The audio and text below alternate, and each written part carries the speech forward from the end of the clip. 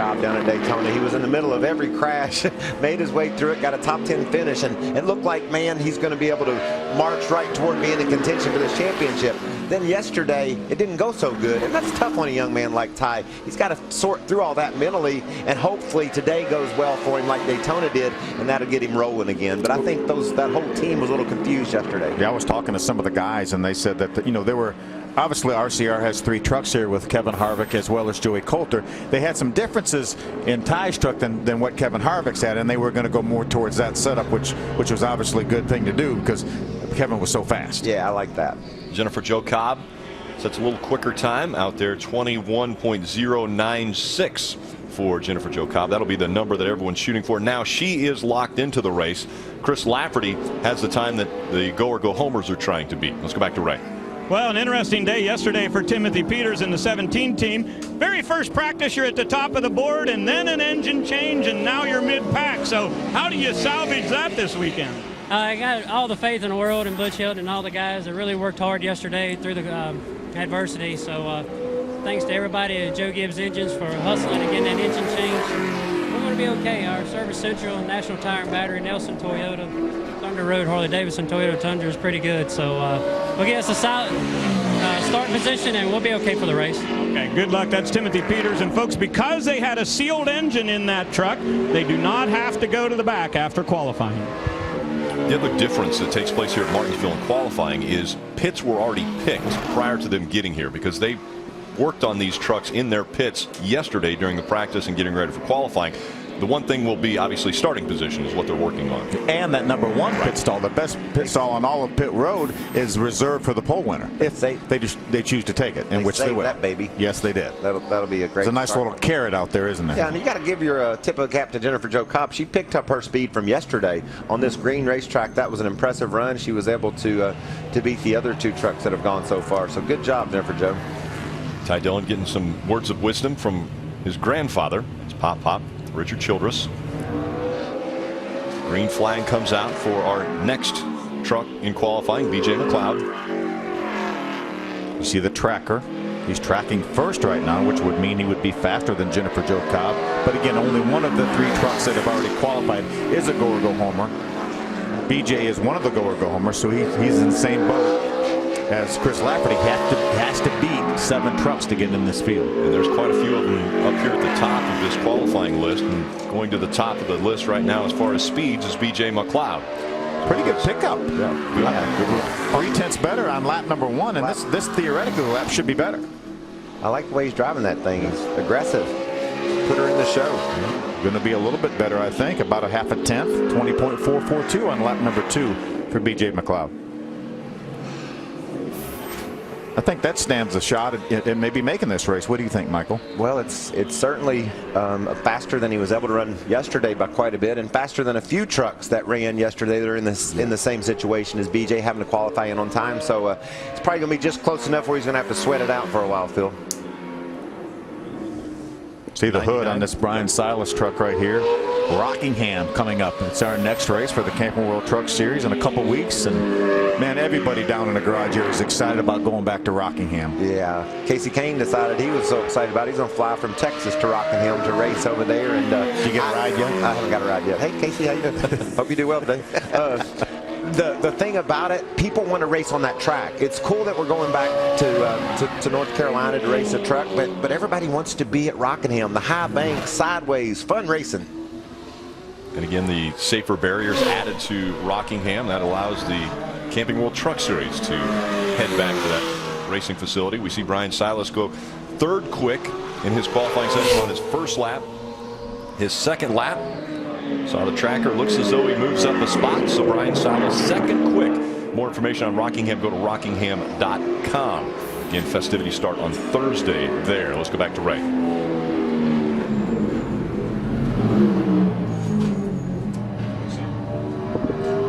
Ray? I'm trying. We want to talk talk to James Busher. No question about it, the Turner Motorsports trucks were the class of the field at Daytona, but yet you don't come out with a good finish. And then you come to another difficult track like Martinsville. How do you approach today's race, James? I think we have 3 really good trucks again.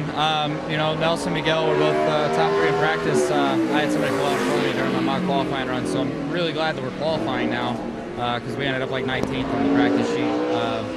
But I think we got a really good truck. We struggled a lot in the first practice. You know, the AccuDoc Solutions truck was really, really loose, and we put a lot of what Nelson had in his truck in mine, and then came to life in the second practice. We were pretty fast, so I'm looking forward to it today. And it seems like every time we come to this racetrack, we get a little bit better and better every time. So, like I said, I think we got a good truck for today, and I'm really glad that we get to qualify and try to improve our starting position from where it would have been if it was still raining, but it's not anymore. Okay, go get him. James Busher, happy to qualify. And guys, he made a really good point in an interview I did with him the other day about the fact that this year, with 22 races on the schedule, you can't afford to have any extra bad ones. All 3 of those teams came out with a bad finish at Daytona. Chris Fontaine comes off the racetrack second quick in this qualifying session. Stay with us. More qualifying here on Speed. Run hard or get run over. There's that bumper. Let the beating and banging begin. Oh, and into the back. The NASCAR Camping World Truck Series from Martinsville. Today at 1 Eastern. Live on Speed. It's our weekend. Should we spend it wandering in some home improvement warehouse? No. Say we go to Ace. Yeah. Get help when we walk in the door. Because we will maintain our homes and our weekend. Yeah. Your in-store wingman helps get your weekend back at Ace. I don't see anything yet. Now over there, we just gotta keep going left. What's your deal with going left? Get great deals at Bass Pro Shops. And this weekend, bring the kids for a free picture with the Easter Bunny.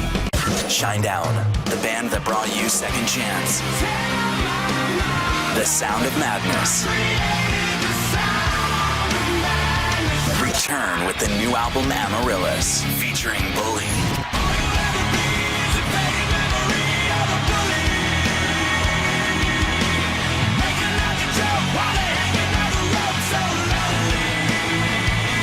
Shinedown, the new album Amaryllis, available now. Introducing the ultimate gas grill for race fans and gearheads alike, Hot Rod Grills. The only full-scale engine-style gas grill on the market built with a realistic engine look. Manufactured with die-cast aluminum heads and block, lid, and body. Perfectly cooked steaks and burgers at your next barbecue or tailgating event with Hot Rod Grills. This professionally built gas grill sports 2 stainless steel tube burners, electric igniter, stainless steel cooking grate, and a professional-grade temperature gauge. To order, go to hotrodgrills.com or call toll-free 877-74-GRILL. Order now and get free shipping and handling. Racing on homegrown ethanol. It's a game changer we're proud to make.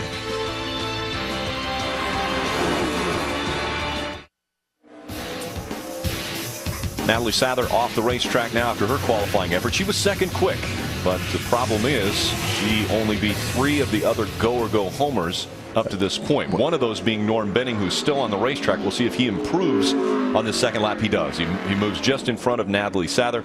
So Natalie now only has beat 2 of the go-or-go homers, which is unfortunate because you've got to beat 7 if you're going to be locked into this race. And remember, the reason they're going after you in qualifying is because they were faster than you during the combined practices yesterday. But several of her competitors that she's racing against to get in this field are right around her here. So we'll know in the next 2 or 3 minutes, maybe 5 minutes, how this is going to shake out more than likely. One of those which is Tyler Tanner, who's on the track now. And so you're right, Phil. This Natalie's fate will be sealed here after a couple more trucks. If she can beat them, good. If not, not so good. And yesterday in practice, Tyler went faster than Natalie qualified, so he just needs to pick it up a little bit, and he'll be in good shape. Yeah, he got a good exit off of turn number 4. That first lap is probably going to do it. He jumps all the way to second. That means right now that Tyler has beaten 4 trucks. Again, you have to beat 7 if you're a go-or-go-homer to get locked into the field. Again, Tyler Tanner in his first lap, second quick. B.J. McLeod, the only faster go-or-go-homer. Natalie standing by right now with Hermie Sadler. Well, I got Natalie attempting to make your first start here at Martinsville. A lot of pressure. Tell us about your qualifying laps. You know, I just kind of talked myself through the lap, and I went out there and I said, lift, set the car, roll, squeeze, get back into the gas, and you know, we unfortunately unfortunately, I didn't get to practice a whole lot, you know, in this truck before coming here, so kind of showed up a little blind and, you know, got really comfortable yesterday and, you know, feel like I made some good laps yesterday and just hope I can make it into the show today. Well, even though she's on the bubble right now, a lot of experience for her this weekend. It'll definitely pay off next time she comes to the racetrack. Ray? And Hermie, I always love it when the folks call in on Twitter with some great questions. And I got one yesterday which said, tell me about the oldest truck in the field. And that one's pretty easy for me to figure out, because here is Dusty Davis with his Thunder Exhaust Toyota. This is truck number 15. But I'd like you to take a look inside. It'll show you that this truck is actually named Slim. This was originally a Bobby Hamilton racing truck, and guess what? If he makes the race today, this will be the 56th race, 5-6. 56th race for Slim. It was a 3-time winner back in 2004, and by far, this is the oldest truck in existence right now in Camping World Truck Series racing. We talked about at Martinsville, if you're a veteran, it's got to help you. If the truck's a veteran, does that help you? It's definitely a veteran, that's for sure. But good lap by Paulie Haraka on lap number 2, 20.125. That's a full 0.3 of a second faster than anybody else has run thus far in qualifying. And that's down around top 10, top 15 speeds from practice yesterday. So Paulie's got to be really proud of that lap. Good looking truck out of Richie Waters stable. Driver change in the 74, at least for qualifying. Brian Weber was supposed to be in the 74. Now it's Rick Crawford, series veteran and owner of Mobile Raceway in Mobile, Alabama. Former winner here at this very racetrack. He's got her wound up too. That was a good exit off turn 2. Got in the gas early and the thing stuck. So Rick looks like he's on a good lap. Sure does. Now, did he run it at all yesterday, or is he hopping in this thing cold turkey? I saw Rick standing in the pits yesterday and talked to him while the first practice was going on. So I know he didn't get in the truck the first practice. I'm not sure about the second practice, but we don't believe he got into a truck at all. A darn good first lap, though, for Rick. A 20.216. That beats all the other Go homers. That means that he's beaten 6 of the 7 that he needs to. See if he picks it up on lap number 2. A little bit slower, about a 1/10 of a second slower on lap number 2 for Rick, but he's beaten 6 of the Go homers. So now, right now, Rick Crawford, if he beats 1 more, that means he will make this race. Let's go back trackside to Hermie Sadler. Yeah, Paulie Haraka, good pickup for you guys from practice yesterday. Tell us what worked for you on the racetrack. Yeah, I mean, we were too tight all day yesterday, so made some pretty wholesale changes to it. Gave it a shot, and the truck turned the best it's turned all weekend. Feel a lot better about where we're at. I think we've got a really good truck for the race for sure. It's Paulie Haraka right now. He's at top of the speed chart. Good pickup for the 5 truck. Jake Crum, the next one to be on the clock, and that's 07. Jake locked into the field, so he won't have to run faster than Rick Crawford to get into this race. He's fast, though. Yeah. Third quickest on lap number 1 for Jake Crum at a 20.425. Again, as you mentioned, he's already locked in the field here, so just worried about starting position, not necessarily whether he's going to start or not. A little bit slower, it looks like, on this lap. And you got pretty good eyes. Yeah, 1/100 of a second. Well, everybody could see that. He was 1/100 of a second slower on his second lap. Paulie Haraka is still the quickest of the 12 that have been on the track. We have 2 car insurances that we're going to have you taste. The first one we're going to call X. Go ahead and take a sip, and then let me know what the baby thinks of it. 4 million drivers switched to this car insurance last year. Well, she likes it. Baby's palates are very sensitive, so she's probably tasting the low rates. This is car insurance Y. They've been losing customers pretty quickly. Oh my God, that's horrible. Which would you choose? Geico. Hey! Over their competitor. Do you want to finish it? No. Does the baby want to finish it? As you can see, we like to earn free stuff. You ask for free, we give you free. Right now, when you book at any of these Choice Hotels, stay 2 separate times and you can earn 1 night free. Book today at choicehotels.com. We're here for the perfectionists, the champions of doing things right. Whether they're in the shop or in the driveway, they trust O'Reilly Auto Parts. Because good enough won't cut it here. For over 50 years, we've been helping perfectionists get exactly what they want and exactly what they need without compromise. turning that problem into a problem solved. O'Reilly Auto Parts. Better parts, better prices every day. Wouldn't it be great to be the boss of your very own race team? It can happen when you enter the Quicken Loans You're the Boss sweepstakes. Win, and for one amazing weekend, you'll be an honorary co-owner of Stewart Haas Racing. Not only will you get to hang with Tony Stewart and Ryan Newman, you'll walk away with $10,000 just for being large and in charge. So enter the Quicken Loans You're the Boss sweepstakes today at QLRacing.com.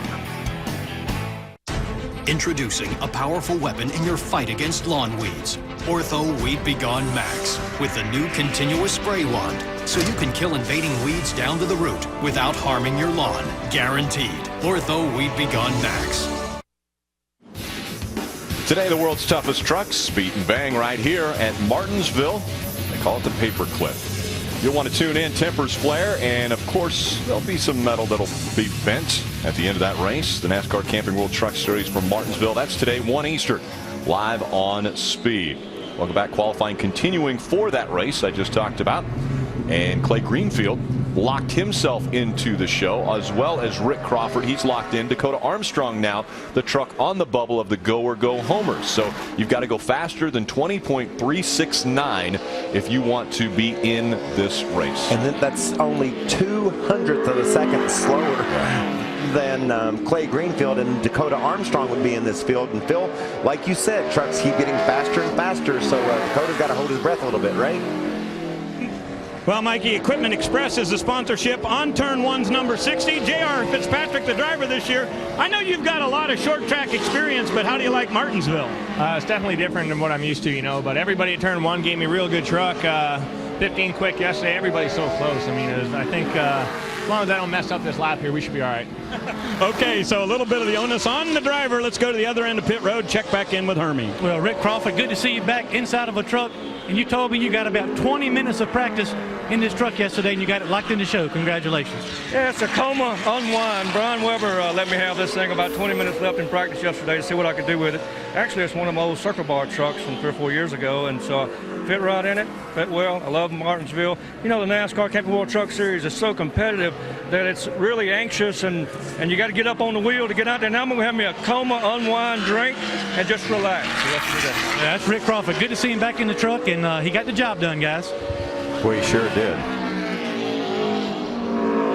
There's a familiar number after talking with Rick Crawford. He ran the 14 for so many years here in the Camping World Truck Series, and now behind the wheel of that truck, Brendan Newberry. Brendan is one of the drivers that will have to qualify his way in, so he will have to go faster than 20.369 seconds to lock himself in the show. He did that, just that, 20.354. Michael, you talked about Clay Greenfield only running 200ths of a second faster than Dakota Armstrong, and believe it or not, Brendan Newberry got in between them. It's hard to believe, and Dakota's shaking his head now. It's just going to continue to get tougher and tougher. Ray, what's happening down there? Well, Mikey, lots of times we come and you see the drivers have a Coke or a Pepsi or, you know, some sort of a drink that they got a promo, and you got the watermelon. I think you might have the best gig going, Ross. That's right. We're really thankful for the whole watermelon industry, the promotion board, the associations, everybody that stepped up this year and really helping us get this deal going. But, you know, we're here at Martinsville, got a really fast Toyota unsponsored truck for this weekend. Looking for more ag-based businesses to get on board with us and help us go racing. That's what we love to do. Got a lot of people behind me, and we're really looking to make this deal here at SS Greenlight work with Mr. Bobby Dotter, Mr. Ken Smith. Can't say enough for what they've done, and just eat more watermelon. You know, the best thing about yesterday, about getting an interview on with you, was the fact that it got Michael's brain moving a little bit. You know, that's a tough thing to do. But, Mikey, you got any more stats for us about watermelon?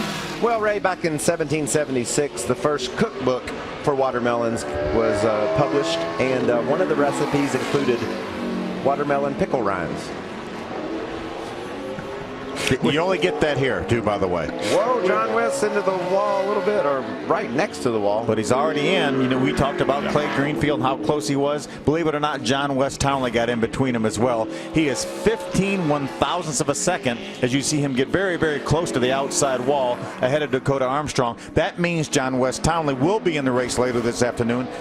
Dakota Armstrong still on the bubble. It looked like John West came off turn 4 and that got right next to the wall, and he said, "You're not scaring me. I'll get right back next to you." And he didn't hit the wall at all. You didn't see any scrape down the side. Great aggressive driving by John West Townley. And Phil, living this before, having to qualify in on time, that is just heartbreaking for Dakota Armstrong, because I mean a couple of hundredths and he's locked in and he just doesn't have them. You can't even blink within a couple of hundredths of a second, and that's how much he missed this race. Is going to miss this race by it looks. And he's going to think about, man, if I'd have done this, if I'd have got in one a little harder, if I'd have got on the gas just a little bit more, get it turned a little bit quicker, there's going to be 100 things that's going to go through his mind. Again, he still has a shot. We still have several trucks that are in the same category. Right, and David Rudiman talked about being in a Cup car and then being in a truck and maybe not doing the job that he needed to do as much. The last time Rudiman was on this track was in a Cup car. Now he's got to hop in a truck on the next morning, cold turkey. So obviously a 30 is a pretty good lap. There's a bunch of trucks globbed right there at the 30s. So these guys have got to do their job to get it in the show. Ryan Sieg locked into the show. He's 5th quick of the drivers that have been on the track. 7 more go homers to go. We'll find out who will race this afternoon. Introducing a powerful weapon in your fight against lawn weeds. Ortho Weed B Gone Max with the new continuous spray wand, so you can kill invading weeds down to the root without harming your lawn. Guaranteed. Ortho Weed B Gone Max. It's our weekend. Should we spend it wandering in some home improvement warehouse? No. Say we go to Ace. Yeah. Get help when we walk in the door, because we will maintain our homes and our weekend. Yeah. Your in-store wingman helps get your weekend back at Ace. Prevent costly transmission repairs with the proper maintenance. Using Z-Max micro lubricant in your trans fluid prevents harmful deposits and varnish buildup that can cause slipping and premature wear. Z-Max doesn't replace the transmission fluid, it works with the fluid to penetrate and clean areas where other transmission fluid can't. Z-Max transmission treatment. Pick some up at a store near you today. Z-Max transmission treatment. It'll save you money. Z-Max. It's in the science. Today, with the swipe of a comb, the last gray-haired man on Earth disappeared. This is how the gray era met its end. Just for Men Auto Stop. It's a breakthrough. No mix, no mess. It just combs in. And the formula shuts off at just the right color for the perfect look every time. It's foolproof. New, Just for Men Auto Stop. Gray is over. In recent years, many sports have enacted rules to curtail excessive celebration.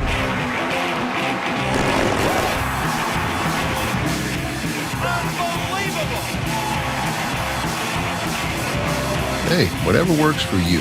This is fairy tale stuff. Rubbermaid gets the win.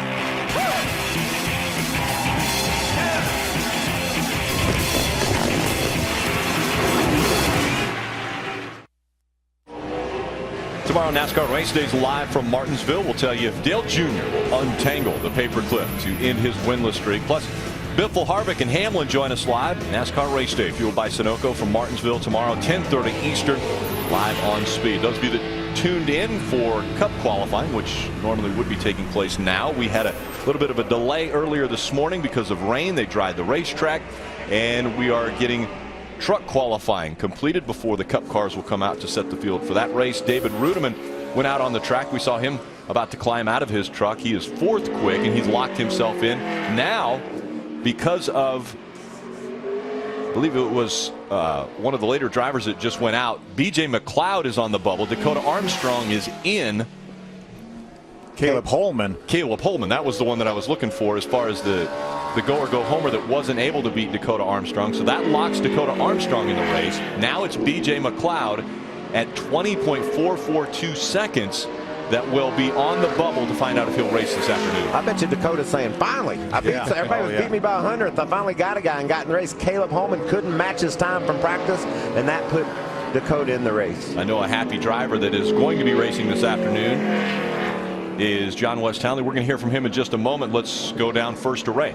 Well, real quickly, we wanted to get in and talk to Ron Hornaday, who has incredible numbers at Martinsville. Ron, in your last 6 races here, top 4 finishes in each of them. Tell us about your expectations today. I hope we can still do that, but the AMF Energy Chevrolet is really good, and it didn't show it because we had an inner seal leak in the rear end, so it soaked all the brake pads in the rear wheel out in front. So Jeff Hedges and all the guys did a great job. We'll see what we got here. We got new pads on this thing, so I got to get them broke in here in these 3 laps.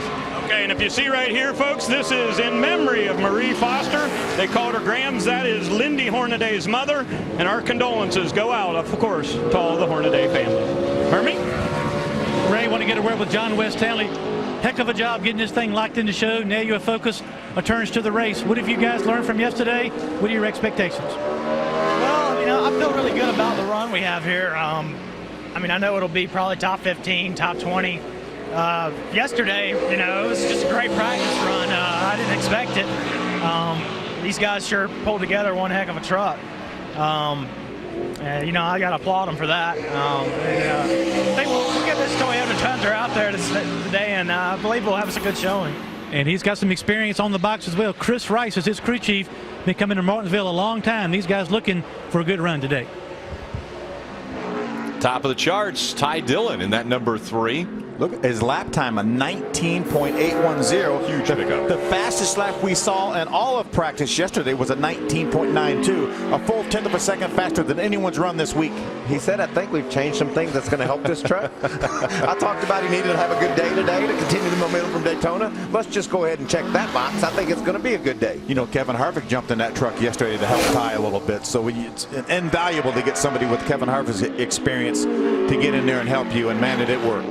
Those are just some resources that not many people have the chance to take advantage of, and wow, I can't believe he went that fast. Over 0.3 of a second faster than what he practiced yesterday. Now we're seeing Timothy Peters on the track. He's second quick on his first lap, just behind Ty Dillon. Can he take him off the top of the charts? It doesn't look like it. It's going to be Ty Dillon still holding on to that top spot. Timothy Peters is second quick now. Great lap nonetheless, 19.837. That's just a couple hundredths of a second faster than Ty. Again, both the laps Timothy Peters ran were faster than anybody had run yesterday. So your top 3, Ty Dillon, Timothy Peters, Paulie Haraka. See Ty about to climb out of his race truck. Relieved and happy, I know. Yesterday had to be confusing for that young man. He didn't see coming here and being down in the 20s in practice and not being able to be right up toward the front. But he might not be in the front when they throw the green flag, but he's going to be able to see the front. Exactly. Here's Jeff Agnew, another one of the Gorga homers. He's a great short track racer, a lot of experience in the Pro Cup Series. And looked impressive yesterday in practice. Yeah, 5th quickest on lap number 1. That will lock him in the field. Hey, Mark. 20.155 for Jeff Agnew. See if he can pick it up here a little bit on lap number 2. Looks like he does so far as he enters turn number 3. Looks as though Ty Dillon is going to be able to hold on to that top spot, though. Let's hear from him. He's with Hermie. Okay, tell us, were you sandbagging yesterday, or did Papa come down and give you some words of encouragement? No, we struggled real bad yesterday, just getting used to it. But man, Scott Nassett and these guys on this team, the super freaks we call them, we never gave up. We weren't very good yesterday in practice. We worked hard. Me and Scott stayed up all night worrying about today. We just put everything we had into it. Didn't try and push the truck too much. I think I still had a little bit left out there, but I'm so happy. This Bash Pro Shop Chevy's fast, and now we can go race. I'm excited. Sound of a really good race car driver that can put a bad test day behind him, come back and really pick it up on day 2 when the truck is a lot better. These guys really made a big improvement from yesterday to today. Ray? Well, we want to hear from Todd Bodine. Went to Daytona, came out with a great finish. And yesterday you were fast at Martinsville. Is it a possibility that you might win a short track race? I don't know. I hope so. We got a great truck. This Toyota Tundra is awesome. It really turns good. It has good forward bite for the first 2/3 of the run, but at the end of the tire cycle, it was starting to go away. So I'm a little concerned with that, but got to thank Toyota, everybody at TRD for getting us to this race. We've been with Toyota for a long time, and I'm proud of that fact. And we didn't have a sponsor. We weren't coming, so they stepped up, got us here, and hopefully we can have a good race for them. I want you to take your glasses off because Michael wants to look in your eyes and see if there's a winner in there today. What do you see, Mikey? Oh, that looks fast to me. Look at that. Look at the confidence that man has. Well, and that's good. I mean, for Todd Bodine to be confident when he comes to a racetrack like this, as opposed to, say, a Texas where he wins all the time. You come to a Martinsville and be confident. Confident and comfortable, right. too. And we saw him relaxed in the driver's meeting earlier. How about Jeb Burton now on the racetrack for his qualifying effort? Jeb, the son of Ward Burton, Daytona 500 winner. Ward drove this truck at Daytona, had a great top 10 run. Nice first lap for Jeb, third quickest at a 19.960. First time he's ever taken a green flag for a qualifying attempt here in the Truck Series for Jeb. 0.2 of a second faster than what he practiced yesterday, so things are picking up for Jeb Burton. Whoa, he's sideways. Gotta be slower. That really hurts your momentum. You need to jump up off that corner to get a good lap time, and can't fault Jeb for not trying. He gave it all it had and a little bit more. He gave it some extra. Third quick for Jeb Burton in his qualifying run. Ty Dillon still the fastest here in the Camping World Truck Series. I have two products in front of you. Now we're going to start with product X. This is a very affordable product that will help save you a lot of money. I like it. I like it too. This is product Y. This is a much more expensive product. You will not see a lot of savings with this one. Harsh. You chose Geico, and you did not choose their competitor. Was this your first car insurance taste test? The hotter the hot. The colder the cold. The greater the demand. The more you need Duralast. Batteries built to exceed the need. Batteries built to meet or exceed original equipment standards for cold cranking amps. Batteries built with the power to hold up to heavy electrical demands. Batteries so good they come with a coast-to-coast warranty. Only at AutoZone. Are you ready to save up to 95% on what you want most? Then try Quibids.com, an exciting new way to shop for products like iPads, MacBooks, HDTVs, cameras, appliances, and more. Imagine getting a new Apple iPad today for just $23.74. Or how about a Samsung 50-inch TV for as little as $84.95? Or a brand new Honda Civic for $1,800. On Quibids, deals like this happen every day. Quibids is a unique auction website. Each auction starts at 0. When someone places a bid, the price increases by as little as 1 cent. The result is insanely low prices. On Quibids, you can save up to 95% off retail. I got a MacBook Pro laptop for $67. Stop everything and visit Quibids.com right now. Enter the promo code below to receive 10 free bids. That's Quibids.com. Go to Quibids.com now. Speed's coverage of NASCAR Camping World Truck Series qualifying from Martinsville is brought to you by Coors Light. A sport this hot needs a beer this cold. Frost Brewed Coors Light, the world's most refreshing beer and the official beer of NASCAR.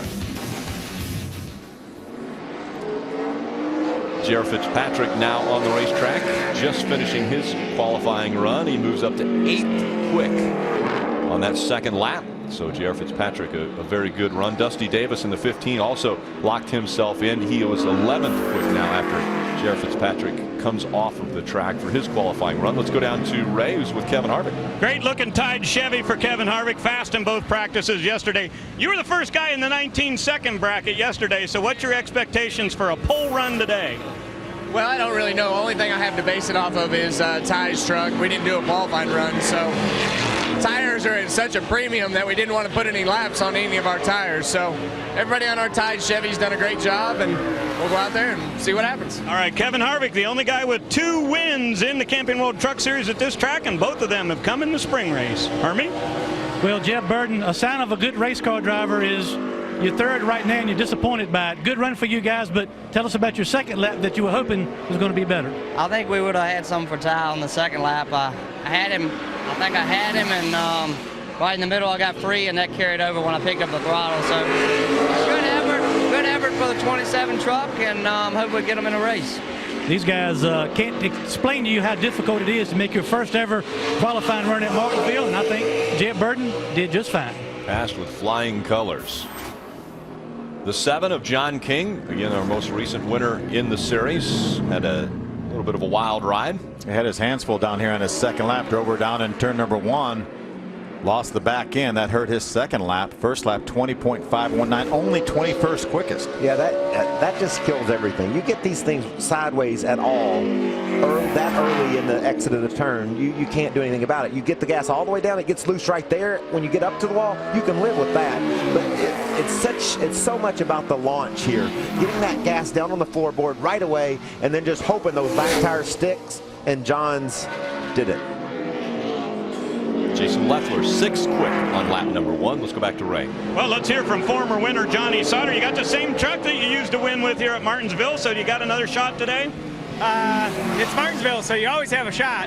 But Hot Honey's Kurt Berger's Toyota we were off a little bit yesterday in the first practice, and we made some pretty good changes to it in the second practice, and seemed to have some speed in it. So having said that, I'm glad to see that we're going to get an opportunity to qualify here, and you know, you just never know here. So many things have to go right. You got to keep the truck in one piece ultimately, and have good pit stops, but I think we can do it. Okay, good luck. That is Johnny Sauter. His crew chief, Joe Shear, has a kidney stone today, but he's here and ready to call the race. That would be uncomfortable. I'm going to give you a heads up. Look at there. Is that beautiful or what? I meant to say pickled watermelon rinds, not watermelon rind pickles. I didn't know how that worked out, but yeah. I had the words kind of crossed up and I was corrected on Twitter, but doesn't it look beautiful on the back fender? I think my most interesting fact yesterday was that a watermelon is 92% water. Thus, they call them watermelons. And did we say 6% sugar? Travis Pastrana said it was 6% sugar, right? Yeah, and then I texted back and forth with Travis last night. We were trying to find that other 2%. Yeah. And you just can't find it. Could it have been the rind? It could have been the seeds. Oh, seeds? Possibly some of the skin. Ross Chastain in his qualifying run, he'll end up 7th quick, slows down just a bit on lap number 2. So 7th quick for Ross Chastain. Again, he was locked in. David Starr, Ron Hornaday, Matt Crafton, they still have to go, as well as Miguel Paludo. Run hard or get run over. There's that bumper. Let the beating and banging begin. Oh, and into the back. The NASCAR Camping World Truck Series from Martinsville. Today at 1 Eastern. Live on Speed. We're here for the go-getters. The heroes of the long haul and always on call. For over 50 years, go-getters have been going to O'Reilly Auto Parts because we're here when they need us, doing whatever it takes to help them get what they need and get back on the road. Turning that problem into a problem solved. O'Reilly Auto Parts. Better prices every day. Introducing a powerful weapon in your fight against lawn weeds. Ortho Weed B Gone Max with the new continuous spray wand, so you can kill invading weeds down to the root without harming your lawn. Guaranteed. Ortho Weed B Gone Max. As you can see, we like to earn free stuff. You ask for free, we give you free. Right now, when you book at any of these Choice Hotels, stay 2 separate times and you can earn 1 night free. Book today at choicehotels.com. In NASCAR, we all share a connection. It's a connection that fills us with a sense of pride, compassion, hope.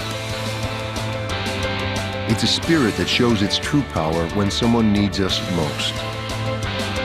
Because when someone needs us, NASCAR unites. Unite to make a difference. Learn how to connect and get your wristband at nascar.com/unites. Speed's presentation of NASCAR Camping World Truck Series qualifying for Martinsville is brought to you by Camping World and Good Sam. Everything for the RV lifestyle, including RVs, accessories, warranties, insurance, and roadside assistance.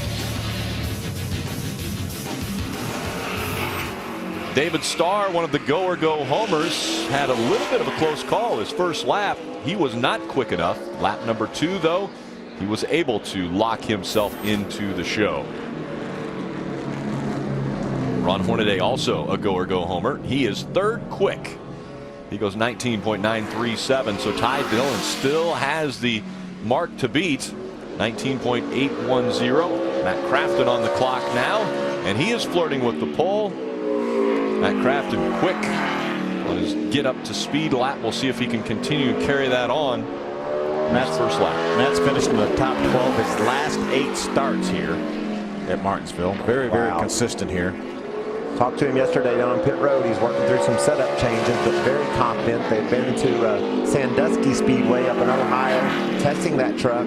Can't test at any track we race on with the trucks, but you can find somewhere to go. And they love that. Close to their shop, too. Close to their shop, and they love that track. He said they really felt like they hit on some things for the long run when they were at Sandusky. So looks like he's decent for qualifying, but look for him to be strong in the race. He was flirting with top 5, then dropped out coming out of turn number 4. So Matt Crafton will be 7th quick in this qualifying session. Let's go back to Ray. And Rick, just to let you know how close Sandusky is to their shop, you could hit a 5-iron there. So that must be really close. 150 yards. Yeah, something like that. Let's talk to Parker Kligerman because his Cooper Standard Ram was very good yesterday. If you win this pole today, would you guys move from pit stall 43 to 1, or have you made that decision yet? I think you take that decision when it comes. I believe you would. You know, it's kind of a celebratory thing to be in the first pit stall, and obviously you just have those benefits. But I'm happy to run pit stall choice before that with 43. And as you said, we have a great Cooper Standard Ram, so I'm excited for this qualifying session. I'm glad we get to get it in, although it would have been nice to just be given the front row spot. You'd have taken it, right? Yeah, I think we would have taken that for sure. But I'm proud of these guys. Been 5 weeks off, so we've had a lot of time to work on things, go testing, and I'm just proud to be here with these guys and kind of stay up front where we belong. Okay, go get him. That is Parker Kligerman, and guys, certainly he's on that list of drivers that we believe are about to break through and get their first win here in Truck Series racing. Yeah, Joey Coulter looked really good in practice yesterday. A little bit surprised by that first lap. But he's got, and the second, really. Yeah, he just didn't stick. The thing was sliding everywhere. But he might have the best sponsor for Martinsville, Steakum. You got to be tough to run good at Martinsville. That feels tough to me. Steakum's on the hood. Probably put a little bit of extra bounce on his step. But darn, yesterday you'd have thought he had a shot at the pole, and today 13th. It shows you we talked how competitive this Truck Series is, and that's good proof of it. There's 8 trucks that have run down into the 19-second bracket. Cale Gale now the next to be on the track for his qualifying run. Little bounce in Cale's step after winning at our Racing Series race. Yeah, Jerry Baxter, the crew chief, called me up and said, we got us a win already. Jerry, a longtime Michael Waltrip Racing employee, and moved on to help these guys. And Jerry's a good man, and Cale's got a lot of talent. So look for some great things out of that combination. Cale Gale, first lap, 12th quick, fastest man in practice yesterday. Nelson Piquet Jr. He's standing down there talking. They're all talking with we got the Scott big hitters Speed down here. Scott Speed, Jimmy Johnson, and Nelson Piquet. Hey Nelson, can I ask you a question? Fastest truck in practice, so how hard do you push it to try to get a pole? Well, I want to be careful. Obviously, I don't want to screw up the lap and start in the back, well, close to the back. I mean, I want to do 2 safe laps to make sure I'm going to qualify in the top 5 and then be safe in the race. I mean, this is the weekend where I want to finish top 5, top 10, score points, and think about a win later on. I think over here it's going to be a bit too optimistic to think about a win because it's a tough track. All right, well, there's no question about it. They've got a fast car. He'll be the last one to go out in qualifying. Hermie? Well, Matt Crafton, the guys in the booth were talking about how unbelievably consistent you've been at this racetrack over the years. Now I know you want to get that victory. Yeah. Can you get it today? Yeah, we definitely want to get that victory. We just really worked on our race runs yesterday, and I'm very, very happy with this Menards Ideal Door Toyota Tundra. I mean, race runs was ecstatic about it. Our qualifying run wasn't what we wanted it to be. I mean, we were definitely a little off there, but I think we have a very, very good race truck for today. That's Matt Crafton. Rick? Thanks, Harvey. Ooh. Hands full for Todd Bodine on his second lap. He came out of turn number 4. He is 10th quick, locked in this show. So the drivers that are going home, B.J. McLeod, Tyler Tanner, Norm Benning, Caleb Holman, Natalie Sather, Chris Fontaine, and Chris Lafferty, those are now decided. Todd was the last go or go homer. You know, I think we were maybe talking to Nelson Piquet Jr. Cale Gale finished his lap up in 3rd. Great run for that Eddie Sharp Racing team for Cale Gale. American Ethanol fueling NASCAR. Henry Ford's first automobiles were built to run on ethanol and gasoline, the original flex fuel vehicles. And the original vehicles. HF1 was a pretty smart guy, you know? Yeah. Yes. You know, Henry Ford and Harvey Firestone drove through Martinsville back in 1910. during the Glidden Tours. It was the National Highway campaign, which went from New York City to Jacksonville, Florida. They were trying to prove to everyone that these cars were durable. That it wasn't, the horseless carriage wasn't something to be afraid of. This was a durable vehicle. You know, I grew up within a mile of the first ever assembly line in Highland Park, Michigan for Henry Ford. I have the recipe for pickled watermelon rinds. 1911, the speed limit downtown here in Martinsville was 12 miles per hour. Now, you know that how? Jimmy here? Oh, Jimmy told me. Okay, Justin Lofton coming off the racetrack, 5th quick. I'm not really sure why I make fun of your age. I have no idea why I do that, but I won't do it anymore. The guy that's going to be who you're going to have to go through to win in Martinsville in 2012. On the track. On the track. Watch this man work. Hear him get back in the throttle. That truck not bobbling at all. So smooth. You see where it's tracking right there. Easy into turn number 3.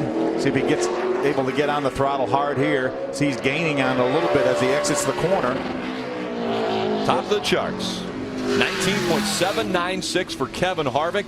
You can hear him hit the chip at the end of the straightaway. And I listened closely yesterday. Didn't hear a whole lot of that, but that's faster than he went yesterday. So it's gonna get against it if you go faster. We can watch that tachometer on the right-hand side. I saw about 8,800 down the backstretch. He's going to back off there when he gets to the start-finish lines at about 83, 8,400. You know, and one thing that he is consistent, and that's what you have to do to win the race. How close were those 2 laps? Just 0.02 of a second. Kevin's going to climb out of this truck. He's going to climb into his Cup car because Cup qualifying will follow immediately after our Truck Series qualifying. If those of you have tuned in for Cup qualifying, that will be just after our final 4 trucks go here. Johnny Sauter now on the clock. There's Kevin Harvick's ride for the Cup race on Sunday.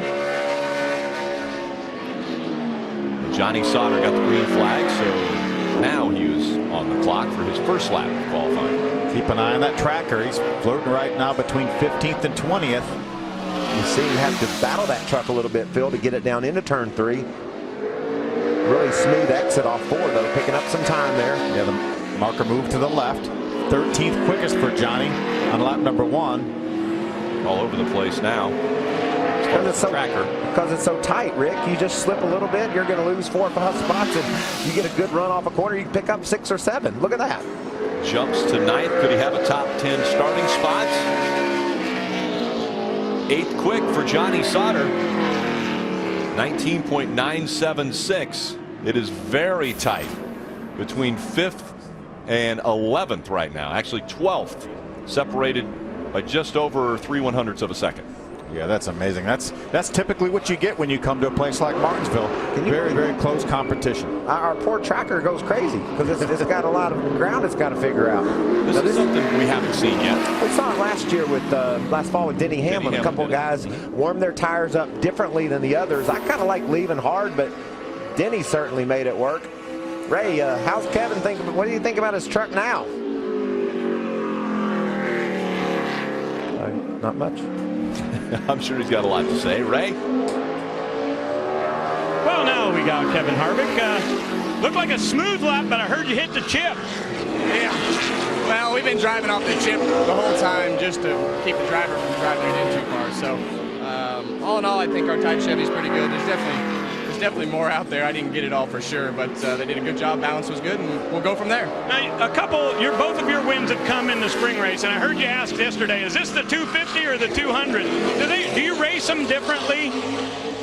Well, I think with the tires wearing out like they are, I think you probably, you're going to be in looking for tires probably a lot of the times when the caution comes out if you're in your window. But yeah, you definitely race them a little bit different because the pit strategy and 50 laps makes a big difference on a one or two stop race. Okay, Kevin Harvick very fast on the provisional pole here at Martinsville. Big surprise. Miguel Paludo, another surprise. He was 17th quick on his first lap and just 14th quick on lap number 2. And again, he was 3rd quick yesterday in practice. That's why he was the 3rd from the last truck to go out. So a little bit of a surprise there for Miguel Paludo, qualifying as far back as he has. Down to the fast 2 right now, Mikey. Right, and Miguel's 14th, and when he comes in, they're going to say you're only 2/10 off the pole. That shows you how many great trucks are clobbed up toward the front. Another one of those is up next, Parker Kligerman. Brad Keselowski owned number 29, Parker Kligerman. You know, Kevin Harvick made an interesting point talking about the rev limiter. A lot of, really serves two purposes. Number one, keeps you from over revving the engine, and it also keeps you from overdriving in the corner. And that's what Kevin alluded to, that kept the driver from overdriving the corner by that truck hitting the chip. And it also lets the driver know how well he got off the turn. You know, when he comes up off the turn, if he gets into that chip a little bit early, he knows he's carrying more speed down into the turn. So like you said, Phil, it's a warning signal also. Said, okay, we're about there, better let off the gas. So they do use that to keep their timing correct. Earlier, Parker said, well, if they would have rained it out, I would have had a front row starting spot. He would have liked that a lot better than where he's going to start now. 15th quick for Parker Kligerman. A huge disappointment, I'm sure, for that driver. Only a 1/10 of a second slower than what he practiced yesterday. He was second quickest in all of practice, 15th quickest so far with one truck to go. Fastest truck yesterday in practice, Nelson Piquet Jr. will now be on the clock when he comes at a turn 4 and across the stripe for his qualifying effort. This is the final truck to see if he can take over the top spot from Kevin Harvick. Harvick's run of 19.794 is the mark to beat. If Nelson is not able to get to the front row, then we'll have RCR trucks starting up front in row number 1. And Kevin drove them both yesterday. And a huge change for Ty Dillon, going from middle of the pack yesterday to now potentially starting second. And it looks as though middle of the pack for Nelson Piquet Jr. on his first lap, 17th quick for Nelson Piquet Jr. Look at that front splitter on this truck, how high it is off the ground here. When he goes into the corner, hits the brakes, watch it, just slams down onto those springs. If you see that anywhere else, the truck's messed up. And that's what makes them good here. The crews are so smart, getting that front end up and then down, gives it some good forward drive off the corner and puts it down where it can turn through the turns. It's official. Kevin Harvick will win the pole at Martinsville for the second race of the 2012 season. It's his third career pole in his 118th start. One statistic that everyone else in the field is going to be fearing is he has won both times from the pole here at Martinsville. Well, I think when he unloaded, people were fearing Kevin Harvick, I would think. So when Kevin Harvick starts from the pole in Martinsville, he goes to victory lane. Will he do that for a third time today? There's your front row. Harvick and Dillon making up row 1. Sunday, NASCAR Race Day is live from Martinsville. Ken Dale Jr. untangled the paperclip to end his winless streak. Plus, Biffle, Harvick, and Hamlin join us live. NASCAR Race Day fueled by Sunoco. Sunday, live on Speed. We're here to demonstrate how Vanishing Deductible from Nationwide Insurance works. Now go along. With Vanishing Deductible, you get $100 off your deductible for signing up. Good. Keep going. Then for every year of safe driving, it gets $100 smaller. How about now? A little bit more, until it could vanish completely. Dale? Nationwide is on your side. Call 866-500-5555. Looks like a ride home vanished too. With its turn-on-a-dime maneuverability, new Smart Speed technology, and easy-to-use controls, the new Toro Time Cutter SS is the perfect mower for almost anybody to cut their mowing time in half. The new Toro Time Cutter SS. It may look professional, but anybody can operate it. Visit a Toro retailer or toro.com/smartspeed. Hi, my name is Susie, and I've had a stroke due to my cigarette smoking. I now need help with feeding, dressing, bathing, even going to the bathroom. Sometimes it's people who work here, sometimes it's my son Daniel. My tip to you is enjoy your independence now. You can quit. For free help, visit smokefree.gov. This copyrighted telecast may not be reproduced, retransmitted, or used in any form without the authorized written consent of NASCAR Broadcasting. NASCAR would like to thank all of our loyal fans for your continued support, and we hope you enjoyed today's broadcast. Truck Series qualifying completed. Kevin Harvick, Ty Dillon will bring the field to the green flag this afternoon. Former winners Timothy Peters, Ron Hornaday there, up in the first 3 rows.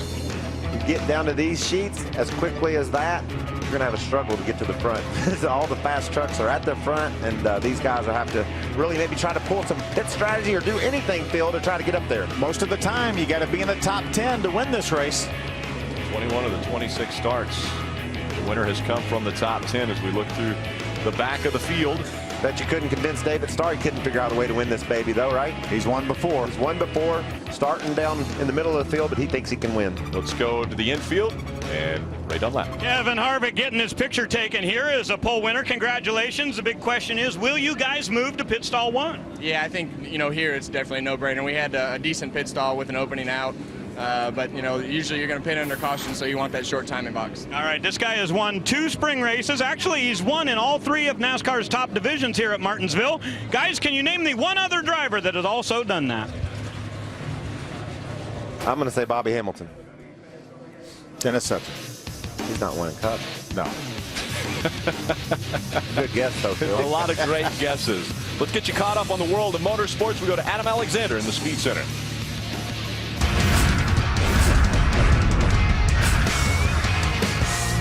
Thank you, Rick. Good to have you with us in the Speed Center on this Saturday afternoon. Sprint Cup qualifying just minutes away right here on Speed, so hang with us. And they're not the only ones qualifying today. We just had the Camping World Truck Series and qualifying complete for round 2 in the IZOD IndyCar Series at Barber Motorsports Park, where guess who got the pole? The man who won last week in the season opener at St. Pete, Elio Castroneves, has delivered again. He will lead him to the green tomorrow. On the outside of row 1, James Hinchcliffe, who had a top 5 finish last week. Scott Dixon on the inside of row 2. Mike Conway, a surprising driver to make the Fast 6. J.R. Hildebrand and Tony Kanaan on row 3. Sam Hornish Jr. now with more of what we can expect in round 2 tomorrow.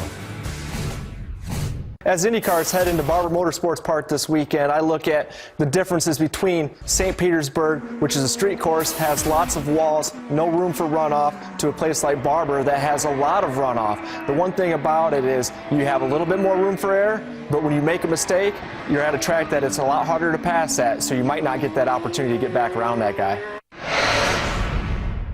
I still can't figure out why they're not considering Rubens Barrichello a rookie. He's got over 300 Formula One starts, and yes, he's very experienced over there, but in the IndyCar series and on all these racetracks here in the United States and the ones that the IndyCars go to, he doesn't have that experience. So it's putting him at a little bit of a disadvantage that I don't think the normal person would have. Even last year when Mark Martin went to Kentucky and raced the NASCAR car over there for the first time, they considered him a rookie. How many race wins does he have? Obviously a lot. So I think that anytime that you get that rookie, you get a little bit of extra practice time and maybe some more tires, it's an advantage. And everybody that's a first-timer in these cars should get that opportunity.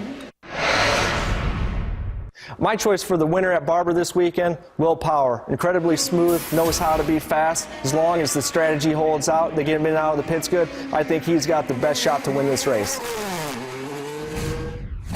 Cars not the only thing rolling this weekend at Barber Motorsports Park. The Rolex Sports Cars with round 2 of 2012 later this afternoon. After you watch the Camping World Truck Series, you can watch event number 2 for the Rolex Sports Cars right here on Speed. Speed Center back here tonight at 7. Now we set the field for the Sprint Cup Series. Mike Joy in Martinsville, Virginia. Take it away. Martinsville Speedway, the little short track that thinks it's a super speedway, plays host to NASCAR Sprint Cup qualifying today. And the first car on track is Emporia, Virginia's Hermie Sadler, who takes over the controls of the number 33 beginning this week. Now, we've known this as one of the Richard Childress racing cars, but it's a whole new day for car 33 and for Hermie. And in that first practice yesterday, Hermie was the slowest. That's the reason he'll go out first. We have 46 drivers here trying to qualify for those 43 spots. Yeah, I know they made significant gains with this car, but I'm not sure. Certainly doesn't matter. I guess he's locked in the race, so he's okay on that part. 46 cars here for 43 spots. And Larry, you were saying that little Joe Falk had purchased an interest in this car? He had, yes. Yep. And I think, their outcome here, Mike, will dictate as you see him really locking it up, getting into the corner, will determine where they go with this whole program in the future. It's about as hard a place as I know of to go out and try to lay down a fast lap and not make a mistake. It really takes a good car and a great driver to get around here without locking up or overdriving or hitting the curb or so many obstacles to overcome here. Hermie Sadler 20.041. Rain this morning, but truck qualifying has just been completed. So track crew will go out and pick up a wrench out on the speedway, and then we'll resume Sprint Cup qualifying. Too much information. There's no such thing in NASCAR. With the NASCAR Sprint Cup mobile app, you get live in-car audio, real-time stats, even driver bios. And with Sprint's unlimited data, you can find out everything about me. Like my secret obsession with karaoke.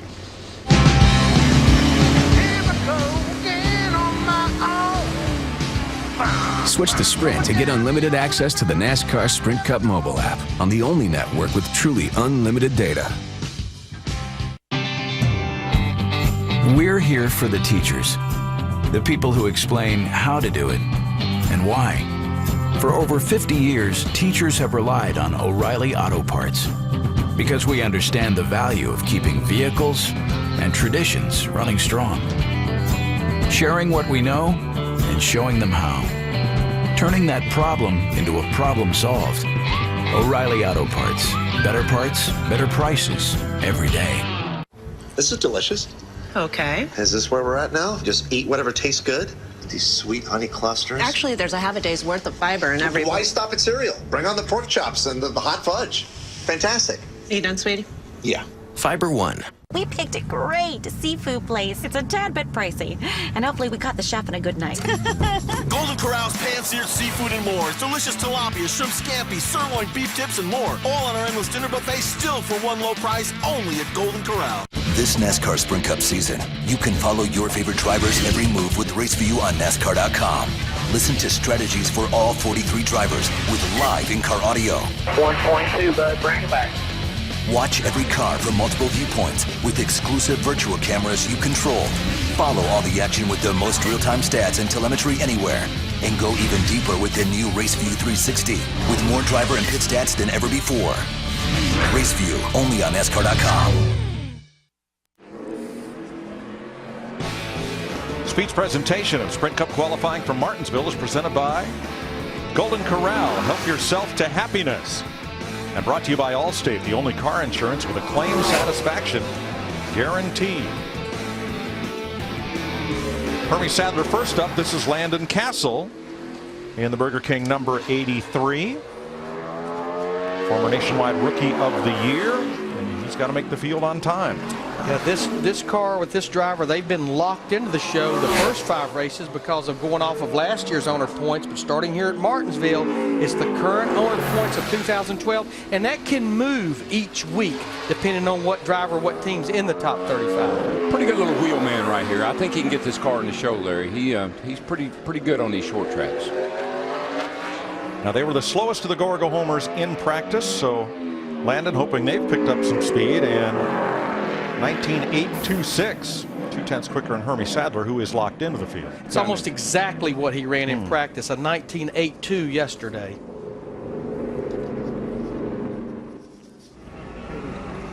Not the front, not the front end. Front end. Hermie Sadler debriefing. David Stremme getting ready to go. Steve? Yeah, thank you, Mike. David, how difficult is it to come out here? You had 2 long practices yesterday, nothing on track this morning. You have to go out and bust a nice lap. It's not too bad. The main thing is just you got to do everything right. The field's so tight here, and I feel like we've got a pretty good Toyota. I just got to do my job right now. So it's not like last week I feel like you could kind of, scrunch up, put your stuff on the dashboard and let her eat. But you got to be very, you can't be so physical with the car. You got to be really patient. So that's what I really practice on a lot, and we'll just see what we can do here. Good luck, David. Thanks, Steve. Tony Raines has been tapped to try to put the Point.com number 37 into the show. Timmy Hill DNQ'd in 3 of the 4 races he attempted, so Raines trying to get them a little bit back on track here, but Tony at 20.33 is going to need to pick up a bit here. And what Stremme was talking about, Mike, is you just can't it's so tempting to overdrive this racetrack. And you really have to you got to keep that in your mind all the time when you're qualifying run. And Darrell, wouldn't you think it's safe to say that especially with these Gorgo home drivers, you hit a decent lap on lap 1 and then you try to find a little bit more. Yeah, that's where it gets tough. You're in a box. You know, you got to drive in hard, but not too hard. Yep. Then you got to get on the brakes. You got to get on pretty hard, but not too hard. You got to get back in the gas, but not too quick. And Tony Raines right now is the slowest of the 3 drivers so far. It's Landon Castle, Hermie Sadler, Tony Raines. This is Mike Bliss, former Truck Series champion. He won a truck pole here at Martinsville in '99, was the series champion in '02. And this also is a car that must make the field on time today. Watched this car yesterday. It looked like it had the speed in it. It didn't look right there. The back end snapped out, but we're just getting to the green. And that's just a driver really, really trying as hard as he can to get the power down and make the best lap he can possibly make. But this car is in trouble. Oh, that'll hurt right there. Oh, yeah, but good news is it's his first lap. That's right. So he's going to need lap 2. Going to have to suck it up here. Yeah, the first time you see these drivers in that car is he cannot even think about putting the power down. The first time they come by the start-finish line is the start of a warm-up lap. NASCAR gives them a lap because of where you go out on the racetrack off turn 2. You know how bad it is? He said, I've had enough. He said, I'm one and done. Yeah, Mike Bliss does not complete the second qualifying lap as that car is just evil loose coming off the corner for him. You could see it leaving black marks from the rear tires. Oh, yeah. They had her freed up so he could make a nice fast lap. They just maybe had her a little too free. Now Kurt Busch and the Phoenix Construction Chevrolet of James Finch, they are locked into the show. Past Martinsville winner here. We're going to have a couple of drivers that have pretty fast race cars go here early, like Kurt Busch, like Jimmy Johnson, because the speeds from the first practice going from slowest to fastest is what determined the order of this qualifying. Kurt Busch, Jimmy Johnson didn't make practice qualifying runs in that first practice. Larry, his car it looks a lot like Bliss does. What happens here, you go out on sticker tires, you put a lot of air in the right side tires. You may put 10, 15 pounds of extra air in the right side tires. And sometimes that brand new tire, it takes it 2 or 3 laps to get going, and you don't have 2 or 3 laps. Let's just explore the idea. Could Tony Raines have put something down on the racetrack, or is this simply a matter of setup and adaptation, Darrell? I just think it's a product of these guys didn't make a qualifying run. You think you figured out what you want to do. It's just too much right rear spring, too much air pressure, too much trying to go fast. Yeah, Kurt was real slow in the middle of the corner. You could see his car not want to turn or rotate. Well, I'm not sure this is our answer, but they are going to check the racetrack for possible fluid after both Mike Bliss and Kurt Busch had difficulty qualifying. Sunday, NASCAR Race Day is live from Martinsville. Ken Dale Jr. untangled the paperclip to end his winless streak. Plus, Biffle, Harvick, and Hamlin join us live. NASCAR Race Day fueled by Sunoco. Sunday, live on Speed. Wouldn't it be great to be the boss of your very own race team? It can happen when you enter the Quicken Loans You're the Boss sweepstakes. Win, and for one amazing weekend, you'll be an honorary co-owner of Stewart Haas Racing. Not only will you get to hang with Tony Stewart and Ryan Newman, you'll walk away with $10,000 just for being large and in charge. So enter the Quicken Loans You're the Boss sweepstakes today at QLRacing.com. Shinedown, the band that brought you Second Chance. The Sound of Madness. Return with the new album Amaryllis, featuring Bully.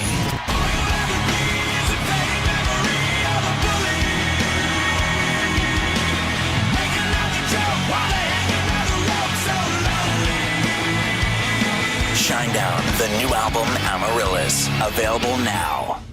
We now offer phone service as low as $1.70 a month with Magic Jack Plus. That's $19.95 a year. $19.95 a year. No computer needed. Nothing changes. And now keep your old phone number. Get Magic Jack Plus at Radio Shack. A lot of people look at me like, oh, there's nothing wrong with this guy. TBI is real. Get educated. Don't brush us aside and don't count us out. Hear more of their stories at usoinvisiblewounds.org. Well, here's the story of Martinsville Speedway. This is Mike Bliss's car, and those feet in the black pants, that was Mike having a look underneath the rear end of the car.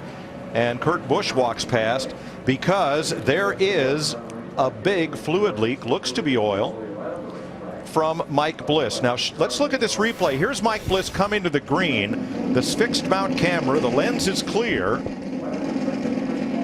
And as Bliss goes by, there's a big oil leak somewhere. It may be to no avail. I mean, you can see it right there. I mean, it's just pouring. It may be to no avail, but qualifying is so important here.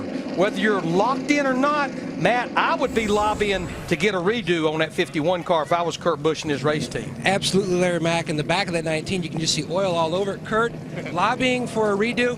We didn't sipe our tires. We weren't ready for that dirt track run. Holy smokes, it was slick. The 19 car is leaking a lot of oil.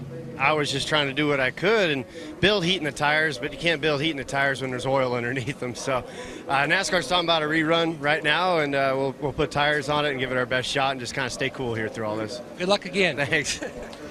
Kurt's crew chief has been called to the NASCAR hauler, and you see them pushing that car up the qualifying line. He will be allowed to re-qualify. So they've had to put a good bit of oil dry down for Mike Bliss's car, and they're going to have to sweep it up. So let's take a break from Martinsville Speedway, where right now Landon Castle is the fastest of 5. Run hard or get run over. There's that bumper. Let the beating and banging begin. Oh, and into the back. The NASCAR Camping World Truck Series from Martinsville, today at 1 Eastern, live on Speed. Nice morning, Scott. Hi. At a morning of tiny voices crying out, "Feed us." We've awakened from a long winter's nap and we're peckish to the point of starving. I don't understand. Your grass, man. It's a living, breathing thing. It's hungry, and you've got to feed it with Scott's Turf Builder. Attaboy, Mikey. 2 feedings now in the springtime. Strengthens and helps protect your lawn from future problems. Get Scott's Turf Builder lawn food. It's guaranteed. Feed your lawn. Feed it. My name is Jared Mixon. I'm a drafter and designer. I prepare detailed drawings using a computer operating system. Show my abilities off, my artistic background. Anything and everything needs to be drafted now. In order to be manufactured, they need drawings. Oh yeah, I love what I do. It's really wonderful. The ideas that I can come up with and the fabrication behind it, the ability to use computer operating systems. Seeing something that I draw on paper and then actually come to life is pretty amazing.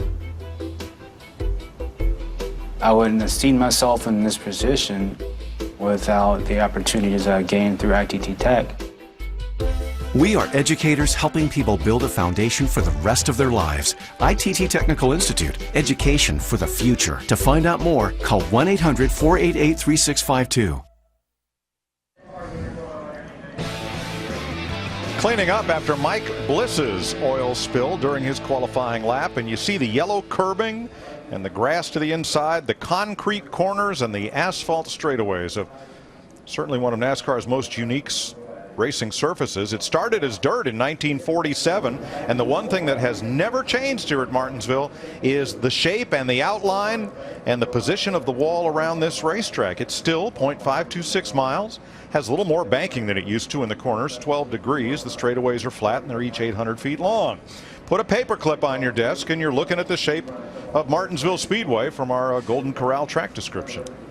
You know, Mike, when I saw the 19 and 51 both, it's not unusual to see cars act that way qualifying. So the oil certainly created a huge problem. That is Jimmy Means, former Cup Series standout, independent driver, owner. Fella had a lot of talent, but for just a couple of seasons, had the means to compete.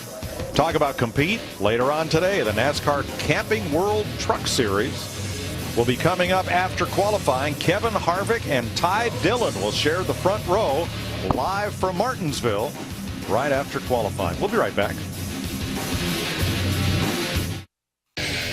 So listen up. Ford F-150 was just named Motor Trend's 2012 Truck of the Year. Know why? Well, here's your lesson of the day, pal. It's all in the name. Motor Trend. See, the Ford F-150 is the only truck out there with EcoBoost, which is a powerful motor that also delivers on the trend of excellent gas mileage. Got it? It's Truck of the Year 101, baby. Class dismissed. This is the future. This is the Ford F-150. Away is the crackle of the campfire. It can be 1,000,000 years old or a few weeks young. Away beckons from Orion's belt. Away is a place that's closer than you think. Find your Away. For a dealer in the RV that's right for you, visit GoRVing.com.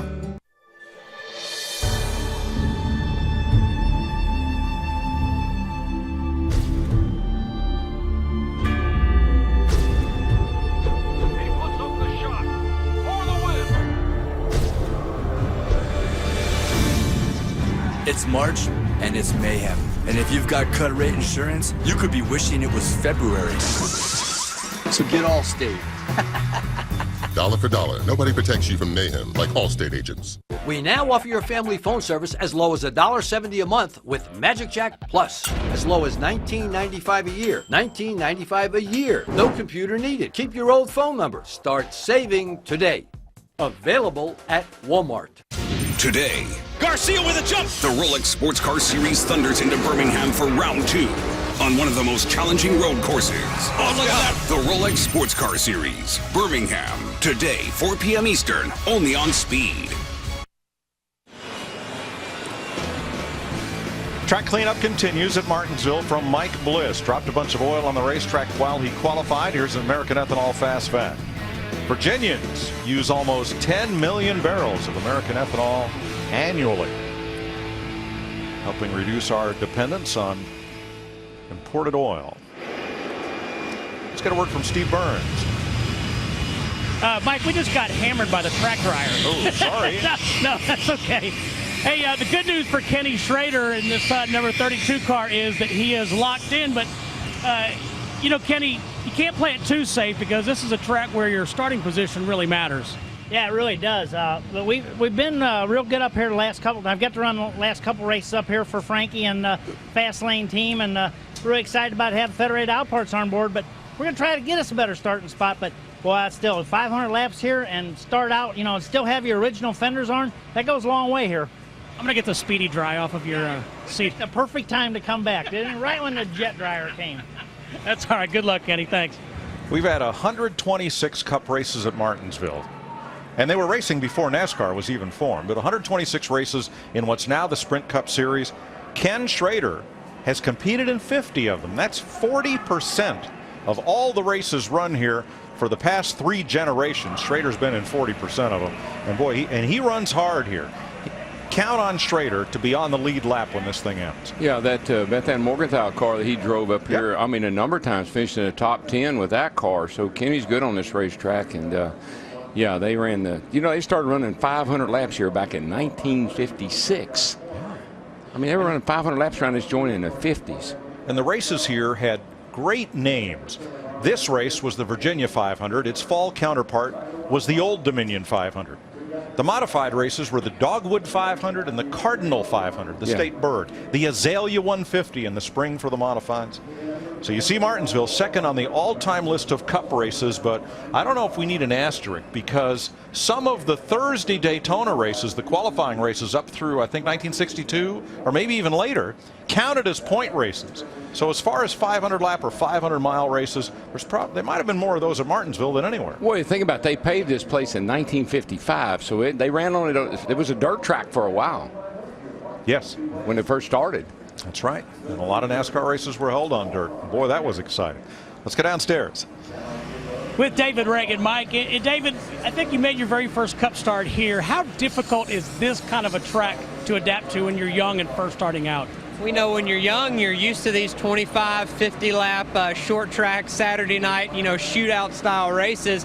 and you come here and you have to manage your brakes, your equipment, and you have to have good pit strategy. You know, you have to manage your anger, you know, throughout the race. So there's just so many things that you have to manage, and as a young kid, sometimes you don't do that very well. So this is one of my favorite tracks coming to. It's a great race for the fans. There's not a bad seat in the house. There's pretty close action all the way around. So this is one that we definitely highlight on the schedule. We look forward to coming. David, DW has talked repeatedly about how tempting it is for a veteran driver, much less a younger driver, to overdrive coming into the corners. Yeah, we've got such a good brake package. Sometimes we're led to believe that we can just abuse them all day long and they're going to be there for us, but that's really not the case. You can still wear out your brakes, you know, be very hard on your rear end, your gears, shifting on restart. So you just have to manage. You know, it's hot underneath the hood. You're in close quarter racing the whole time. You don't have a lot of laps to sit back, relax, and just ride for a little while, because guess what? There's someone on your inside, your outside. It's a lot of fun. So yeah, you just really have to manage what's going on inside the cockpit and try to keep a cool temperature. But our Front Row Motorsports guys have brought me a pretty good Ford up here this weekend, and we're looking ready for the race tomorrow. Thank you, David. Thanks, guys. Kurt Busch is climbing aboard his car. Now, the crew chief of the 52, Scott Speed's car, was the next car in line. He requested of NASCAR to be allowed to go out and look at the track condition going into the corners. Went out in that Ford F-150 pace truck. Scott Eggleston hops out of the truck and takes a walk over to check things out. Yeah, and you see what he's using, a paper towel. Back in the day, we'd use a Kleenex. And you'd go on the racetrack, you'd take your Kleenex and push it around on the asphalt and see if anything was still on the track. And you know, I'd be a little bit skeptical going out after they'd cleaned up as much oil as it was on the track. Well, and especially since Scott Speed is a go-or-go-home driver. He's got a lot at stake here, because he either runs a fast lap or runs home. And that team showing up for the very first time. In fact, Mike, I was sharing yesterday, I watched them in the garage area. They were almost still finishing that 52 car after they unloaded it for inspection. But as you see this truck go around this racetrack, Mike, when you were given the track description, we go to 23 racetracks. We have 2 that are full concrete surfaces, Dover and Bristol. We have 20 that are asphalt. Here at Martinsville, the straightaways are asphalt, the corners are concrete. Well, Clay Earls got tired of us digging up his racetrack. Right. Back in the day, remember, these cars weighed 4,000 pounds back in the 60s. And they would come here, and because these turns are so tight, they would just dig up the asphalt, and he'd have to repave it, and dig it up, and he'd have to repave it. So he finally said, I'm going to show you boys. All right, let's join Steve. With Matt Ketzeth, I was pulling bugs off of his driver's uniform. We're a full-service network. You know, Matt, I was looking. I had not realized that it's been since 2002 that a Ford has won at Martinsville. What is it about this place that's so tough? The whole thing's always been tough for me. So it's a tough track, at least for me, to get the balance exactly right. You know, through the corner to be able to still turn that last part of the corner and get off the corner has always been a challenge. I've always struggled with that a little bit. I've always struggled with making good decisions here at the end of the race. So the place has just been one of my probably the most challenging track that I go to all season. So looking forward to the challenge this weekend. Has not started off very good, but hopefully get a decent lap here and have a good car for the race. Thanks, Matt. Thanks, Steve. Both Matt and teammate Greg Biffle have struggled here in practice yesterday. Hamilton means racing with this Crusader Toyota from Antigua, California's Scott Speed, formerly with the Red Bull team, and they are trying to make their first Sprint Cup race, and they're going to have to do it on time here. This car actually picked up, he didn't get a lot of laps yesterday, but what laps he did get, they were pretty quality. But you can see right there, just stepped out on him, and that was my concern about getting out of, being the first car back out on this track. They do a good job of cleaning it up, but there's still got to be some stay dry that's in the groove. Now this will be the completion of lap 1 for Scott Speed. He's on his second lap now. 2070. No way. That is 4th of 6. He's going to need a run here for lap 2 because you got to beat 3 to make the show. It's like the front of the car is not gripping in the middle of the corner. The car won't turn, and then he can't get off the corner because the rear wheels aren't hooked up. He gave it a really great effort. And he is quicker, but still the same position in the lineup. He will lock Landon Castle into the show with Castle's 1982, but right now the 3 on the hot seat are Rains, Speed, and Bliss. So here comes Kurt Busch for his do-over. Those of you just tuning in for the Camping World Truck Series race, stick around because it'll happen right after qualifying for the Sprint Cup cars, which has been delayed a bit because of an oil down by Mike Bliss's car. Quite honestly, this is the best of both worlds, you ask me. He got a lap on his tires, so they're kind of buffed in a little bit. The engine's not hot because they don't get that hot here on the short track. So he's got everything up to temp. He could run a pretty nice lap here based on what happened to him. It looks so much better for Kurt on that lap right there. Well, 21:10 though. The stopwatch didn't know it. It was what he ran the first time around in the oil. So he's done his get up to speed lap. Here he comes. Well, it's definitely better than the last attempt he made. It is 20:08. A little bit of a pickup for Kurt Busch, moves him to 3rd overall of 6.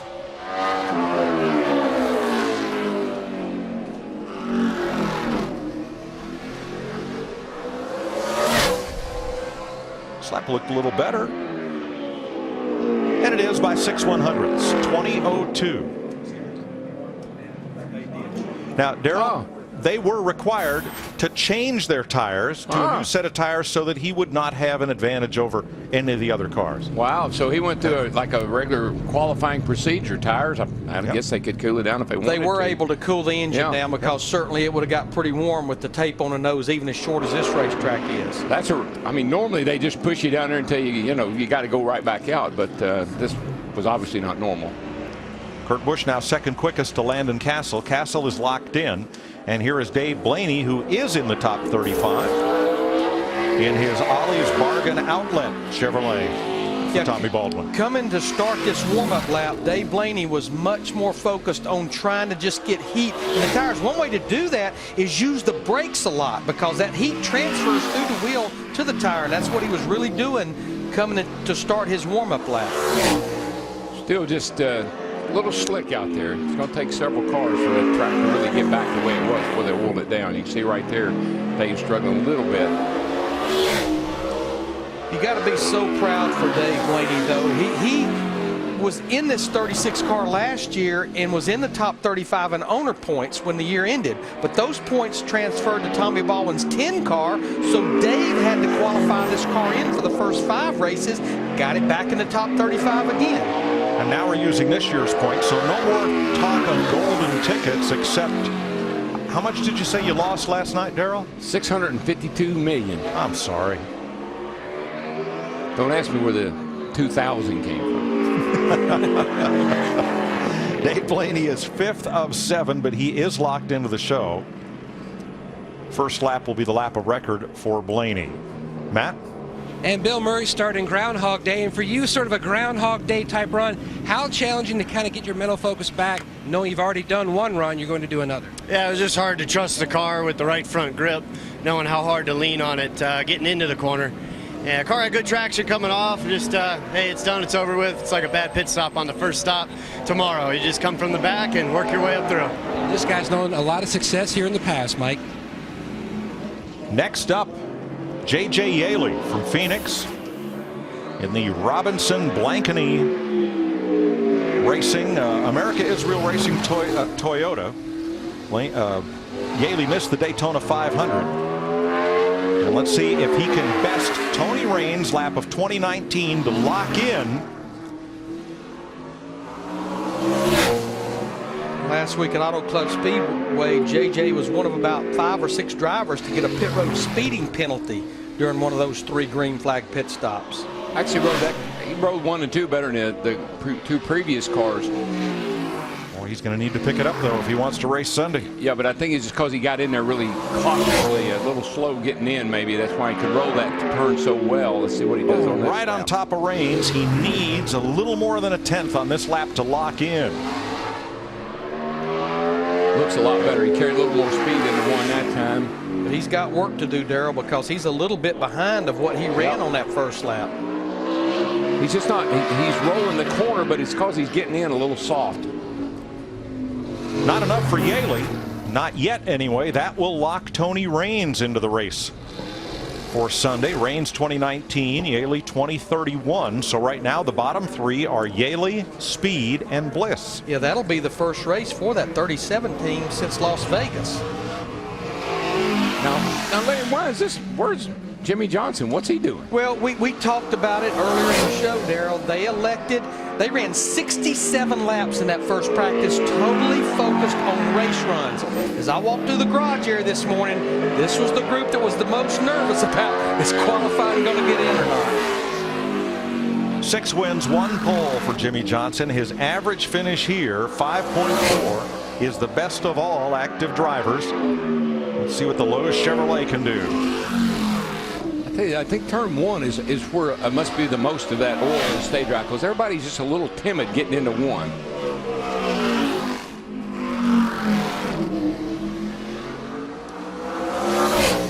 It's going to be a good solid lap for Jimmy here. And Jimmy is fastest. Third different pole sitter so far, 1975 for Jimmy Johnson. Now, fast lap yesterday was a 59, I think it was, by his teammate Jeff Gordon. So still a couple of tenths, and Jeff had a couple of tenths on everybody yesterday. Second lap for Johnson, a little slower. David Gill and Travis Quapple coming up next. Nice morning, Scott. Aye. At a morning of tiny voices crying out, "Feed us." We've awakened from a long winter's nap and we're peckish to the point of starving. I don't understand. Your grass, man. It's a living, breathing thing. It's hungry, and you've got to feed it with Scott's Turf Builder. Attaboy, Mikey. 2 feedings now in the springtime. Strengthens and helps protect your lawn from future problems. Get Scott's Turf Builder lawn food. It's guaranteed. Feed your lawn. Feed it. I've been driving this funny car for over 30 years. I've been on fire from here to Australia. I've won hundreds of races, and I've won 15 championships. I'm 61 years old, but let me tell you, I never stop believing. So if you want to help extend your car's career like I've extended mine, the family of Castrol GTX Motor Oils can help. Find the one that's right for your car at CastrolGTX.com. It's more than just oil. It's liquid engineering. This is beautiful. Jessica, there's something I want to ask you. Yes?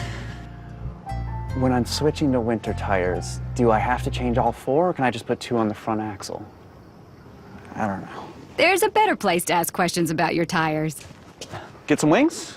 TireRack.com. Get the answers you need, online or on the phone, to find the right winter tires at the right price. TireRack.com. Research, buy, deliver, install.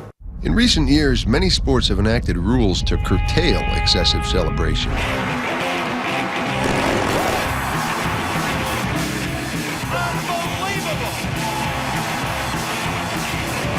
Hey, whatever works for you.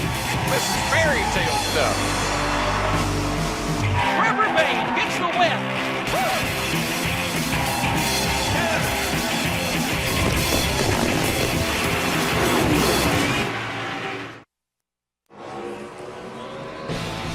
David Gilliland has completed his run in the Long John Silver's Ford. He is third fastest with a 1997 behind Jimmy Johnson and Landon Castle. Here is the 93 of Travis Quapple, the Burger King Toyota. This one is locked into the field. His teammate Landon Castle had to time his way in, and whoa! Wow! If that wasn't the wall, it was darn close. Well, this is, like I said earlier, this is the hardest place you're going to go to try to put a fast lap down. And then you add in the fact that they had the oil and the stay dry, and they cleaned that up. I still don't think the track's totally got the grip in it that it had before we had the oil down. Popple's regrouped. Looks like he's going to qualify right equal to his teammate Landon Castle.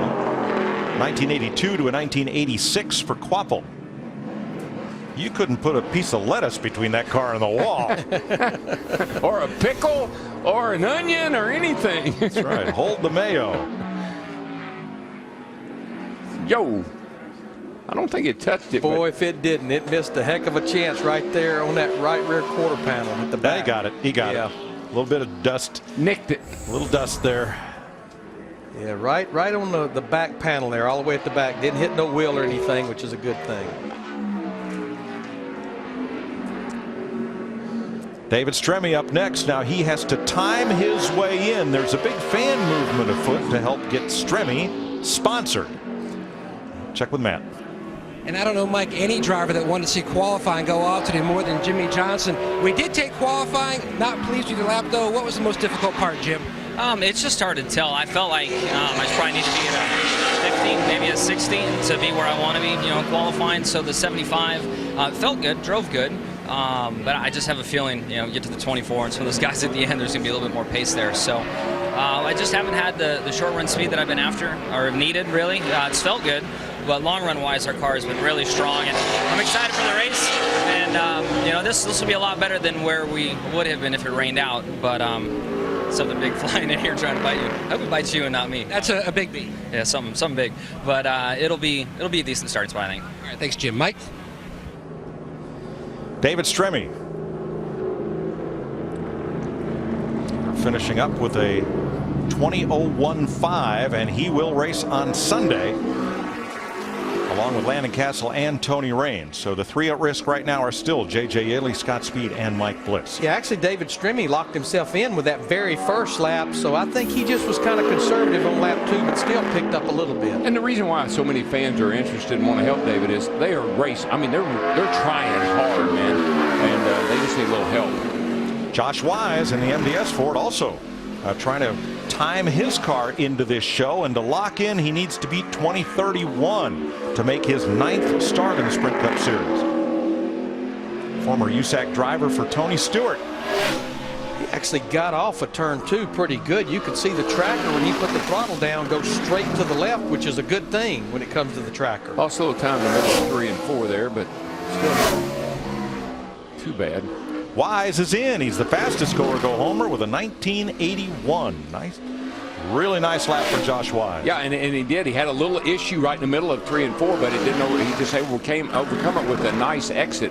Car really getting off the corner smooth.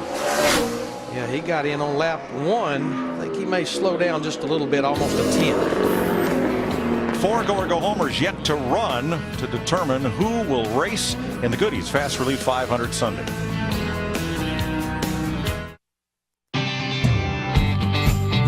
We're here for the go-getters, the heroes of the long haul and always on call.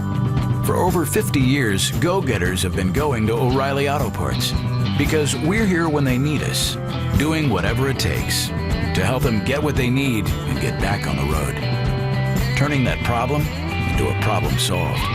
O'Reilly Auto Parts, better prices every day. We picked a great seafood place.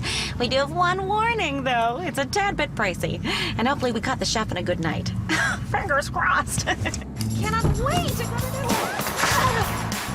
Every time we go out with your friends. Golden Corral's pan-seared seafood and more is one incredible value. It's all the delicious tropical tilapia and shrimp scampi you want. It's also non-stop new sirloin, beef tips, hand-breaded calamari, and more. All on our endless dinner buffet, still for one low price. Golden Corral. Help yourself to happiness. Introducing the ultimate gas grill for race fans and gearheads alike. Hot Rod Grills. The only full-scale engine-style gas grill on the market, built with a realistic engine look. Manufactured with die-cast aluminum heads and block, lid, and body. Perfectly cooked steaks and burgers at your next barbecue or tailgating event with Hot Rod Grills. This professionally built gas grill sports 2 stainless steel tube burners, electric igniter, stainless steel cooking rate, and a professional-grade temperature gauge. To order, go to hotrodgrills.com or call toll-free 877-74-GRILL. Order now and get free shipping and handling. This guy I met online, he could be anyone. How can I know who to trust? With BeenVerified.com, you can run instant background checks right from your home computer. Search anyone, even yourself. What turns up just might surprise you. I make sure I know before I date. No stranger comes around my growing family without a background check. Now you can use BeenVerified on the go. Download the free background check app for your Android or iPhone. Visit BeenVerified.com or download the app from your iTunes or Android store today. BeenVerified.com.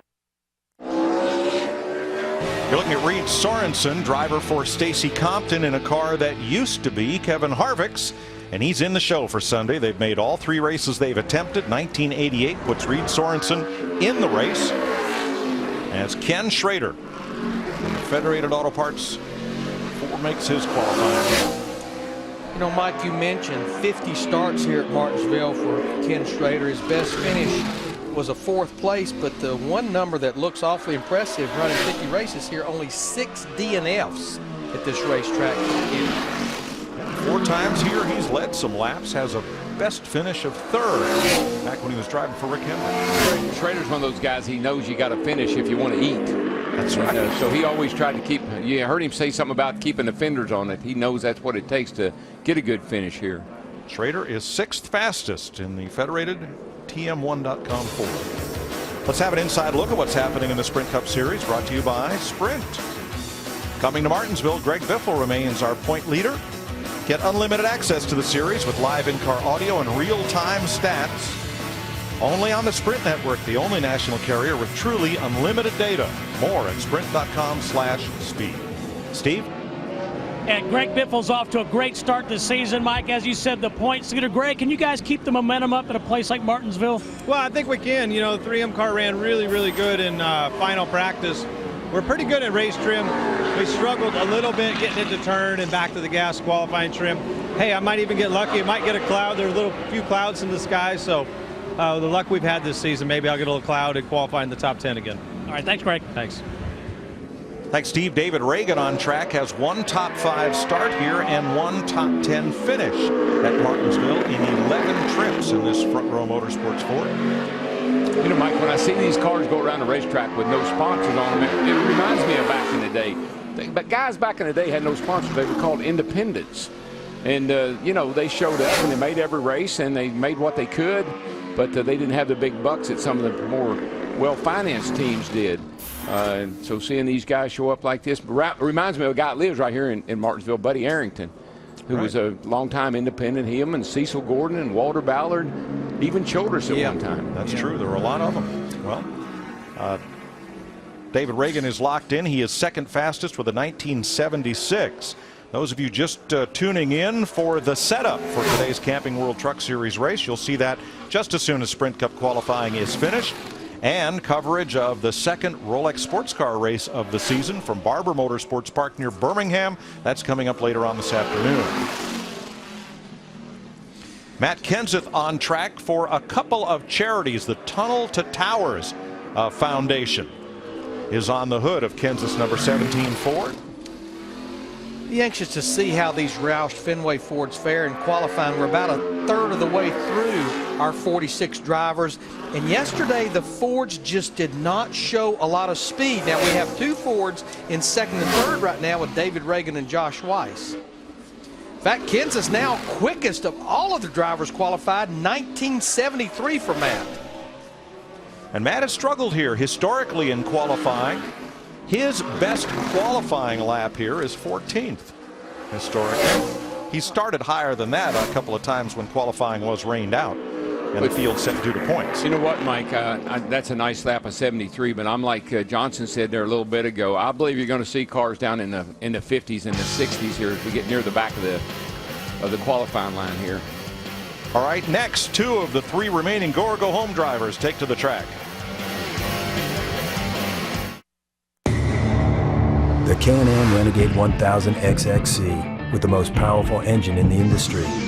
The Outlander 1000 XT with a redesigned chassis for unequal trail riding.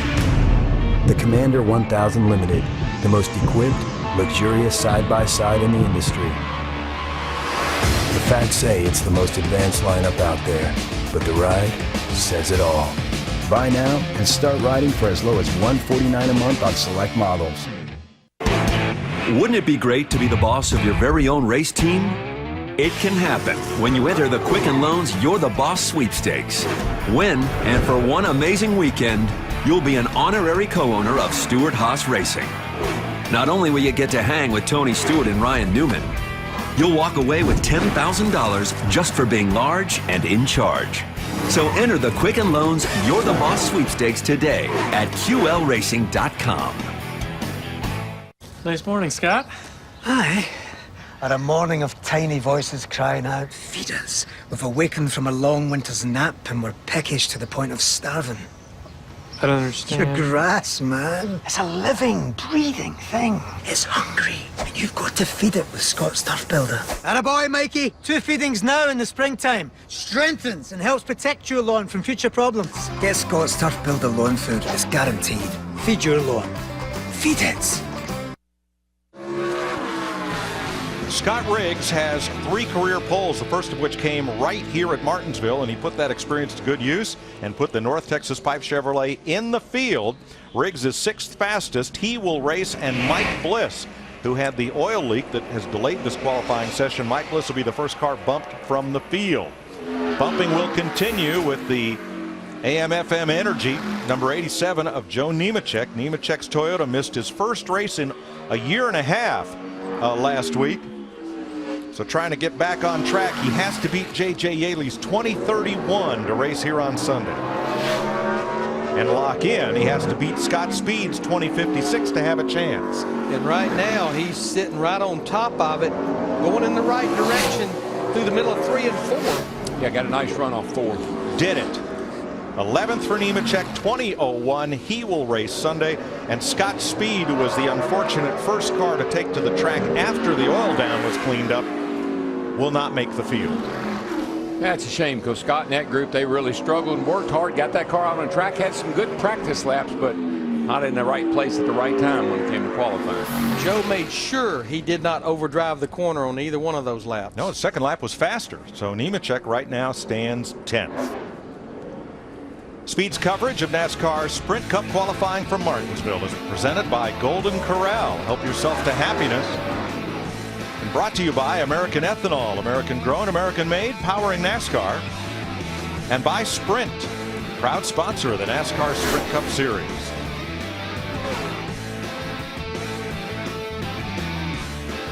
"19 drivers have taken to the track. There's still 1 spot in the field left to be decided. Otherwise, the rest of these cars are locked in due to this year's current, as of today, top 35 owner points. A.J. Allmendinger and the Shell Pennzoil Dodge.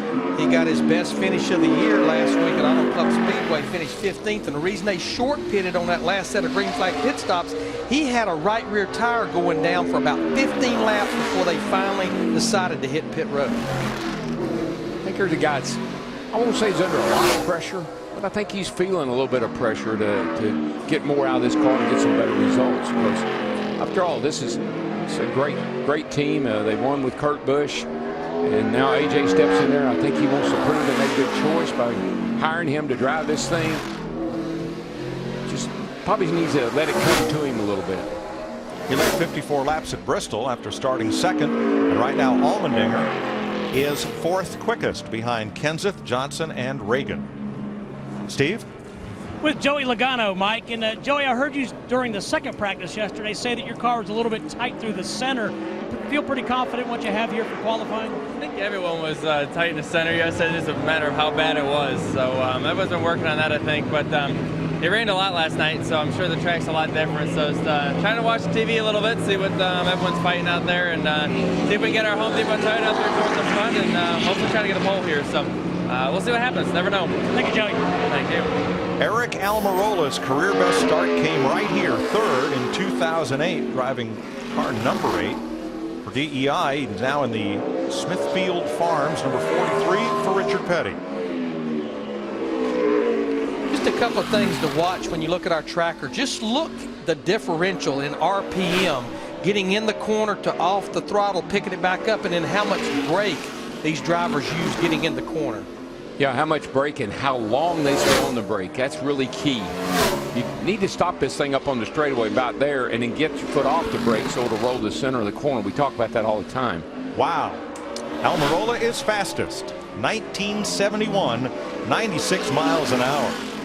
And as Larry pointed out, you go from 5,000 RPM to 9,500 RPM. That's got to be the biggest swing of the tack that we see at any racetrack. Yeah, and when you're in the middle of the corner right there where he is right now, you feel like you're stopped. You get so anxious. I gotta go, and it's that gotta go that'll get you in trouble. At one time, we sent a radar gun down there and saw these cars at 30 miles an hour in mid-corner.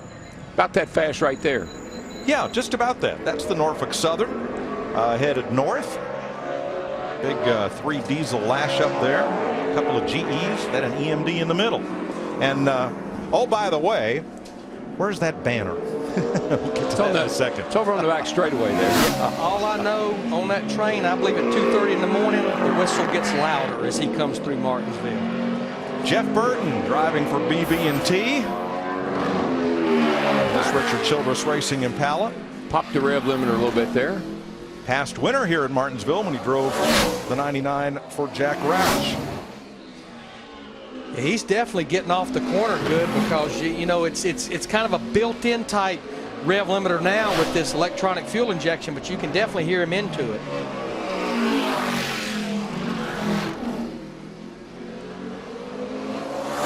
Be a pretty good lap for Jeff here, it looks like, possibly in the top 5. Yeah, 5th for Jeff on lap 1.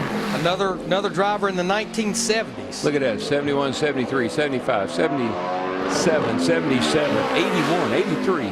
They're all right on, it's just like every week, all on top of each other. Burton's qualified second row here 4 times. That's a good pickup.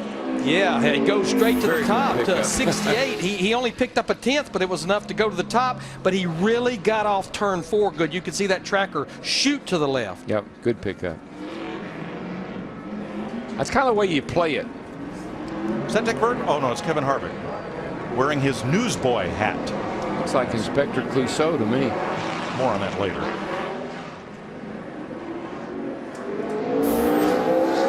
Michael McDowell was the fastest go-or-go-homer in practice for Phil Parsons Racing. Let's see if he can turn that into a spot in the field. J.J. Yaley is on the bubble at a 20:31. One of them will race Sunday. One of them will go home.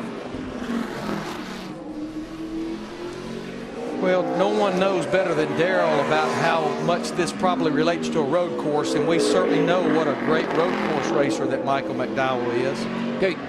A lot of left foot braking here, you know, to most drivers these days, and you can see he's right over there pegged against that pole. Michael's a good race car driver. Phil Parsons waiting to do the got a pretty good race car. The window next door here. Yeah, he was on the pole to the middle of turn 3 and 4. He just didn't get back to the throttle and get off the corner, but still a great lap. Good enough that he's going to race tomorrow.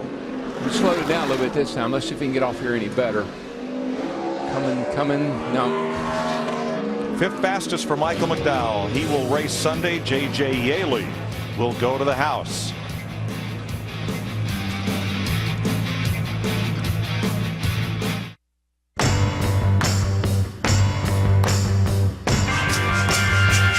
The answer to what did you do this weekend just got a whole lot more interesting. The Can-Am Spyder Roadster. Its 3-wheeled stances like nothing else on the road. Now you can take your motorcycle test on a Can-Am Spyder Roadster and be riding by the next day.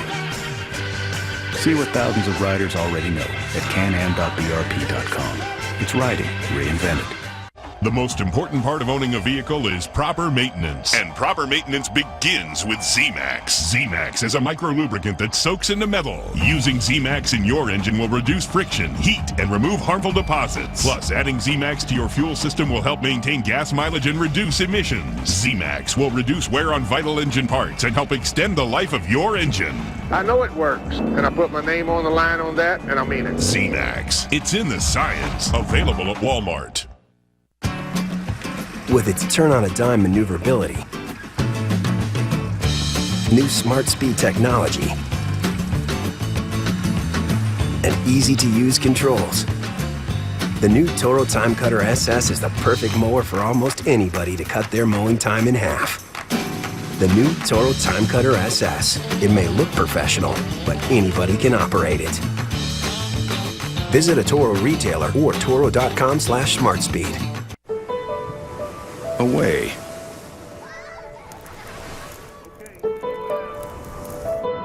Is the smell of salt in the air. It's the sound a seashell makes. Away is a place that's beyond your imagination, yet well within your means. Find your away. For a dealer in the RV that's right for you, visit GoRVing.com. Well, Pablo Montoya in the Target Chevy, 10th fastest for Earnhardt Ganassi Racing, 1983 for Montoya. He is the 3rd fastest Chevrolet right now. Here's the number 10, the Axel Construction Chevy for David Rudiman. David finished 27th at Auto Club Speedway, but it was good enough to get this car into the top 35 in owner points headed into Martinsville. One thing I heard David say he was struggling a little bit with, he just got out of the truck qualifying it. Got to hop in this car. Man, do they drive totally different. Rudiman 13th on lap 1. He was 21st quickest in practice. It's going to be a great second lap for David. Yeah, he moved jumps him up to 8. Good job, Dave. Yeah, I mean, it was 7 100ths, but it was enough to jump quite a bit. Matt? Mike, special weekend for the Burton family. Jeff Burton's nephew, Jeb Ward's son, will make his Truck Series debut later today, starting 7th. And you've won here, being a Virginian. How special to take home one of those grandfather clocks? Yeah, it's really cool to win here. It's growing up an hour from here makes this place special, and it's this is one of the hardest racetracks you can go to. It's funny they bring in rookies here, and I think this is the hardest track to race on. So excited for him. He did a good job. We had a good day. We struggled yesterday, and we made something out of it. So we're not just going to sit on a pole, but I think it should be top 15, and that's a lot better than we were yesterday. Thanks. Truck race coming up next, right here on Speed. So stick around. Cup qualifying delayed just a bit due to an oil down by Mike Bliss. So the trucks are ready, and you'll see that race right after qualifying is completed. Here's our points leader, Greg Biffle, in the 3M Ford, and whatever woes they had in practice, they're a lot better now. Well, and he's qualified in the top 10 the first 5 races of 2012. That's going to be borderline unless he can really pick it up. Those 7th quickest on that first lap. There's still a number of drivers left to go. Well, that first lap started out to be a stunner down in 1 and 2, but currently 3 and 4. Not quite as quick for the Biff. He is 7th with a 1977. Hey, let's meet the pole sitter for the truck race coming up. Here's Steve. And that would be Kevin Harvick with his Dick Bergman starter kit. Yeah, that's right. We all make sure we're wearing these hats in honor of Dick this week. But looking forward to our lap. Our Budweiser Chevy has been pretty good in practice. Kind of a guess here as far as how much we needed to loosen the car up or tighten it up. So Jeff gave us a pretty good reference point, so hopefully we can do just as good. Truck race coming up too. Busy day. Yeah, busy, but we like it. Good luck. Now here's a guy. I don't know how this qualifying run's going to go, but he was not very happy with his race car all through practice yesterday. Just did not have any speed in it. But Darrell, I found it interesting what Kevin told Steve. You talked about air pressure, how much of a difference it can make. They're able to go back and look at what Jeff Burton had, how his car drove, and make adjustments for that. Yeah, nothing like having a teammate that's already made a run and kind of give you a reference of what you might want to do. Well, Carl Edwards couldn't get any help from his teammate Biffle because Biffle was just completing his qualifying run as Edwards rolled the Fastenal Ford out on the track, and Edwards right now is 9th with a 1980. Biffle is 7th with a 1977. 3 100ths difference. And we still have about 19 drivers to go.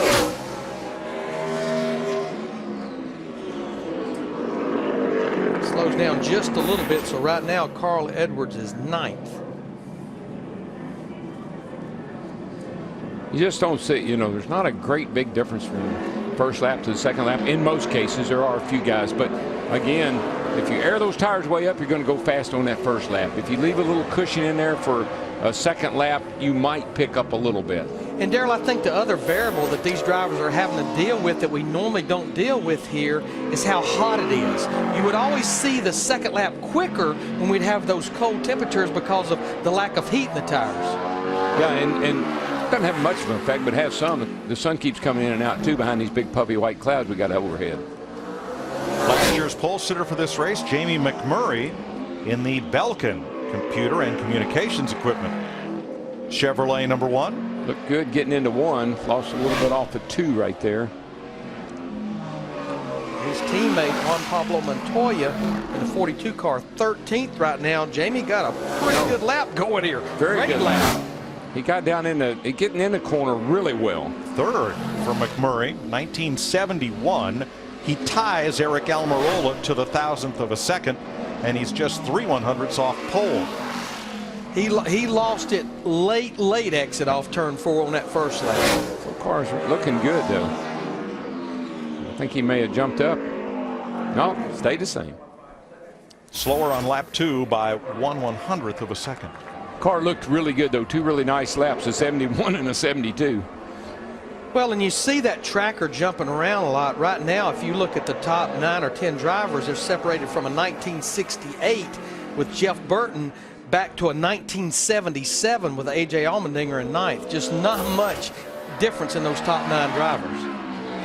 And you know, I was kind of wondering about that coming here because people were telling me with this electronic fuel injection and with the ECU unit that you can now take your teammates' mapping and what he has in his car and how he's getting around the track, lay it over yours and see where you can make your car better or where you're over driving or not over braking. You can see so much more based on a good race car. And they had a lot of time to analyze that from practice last night to qualifying today.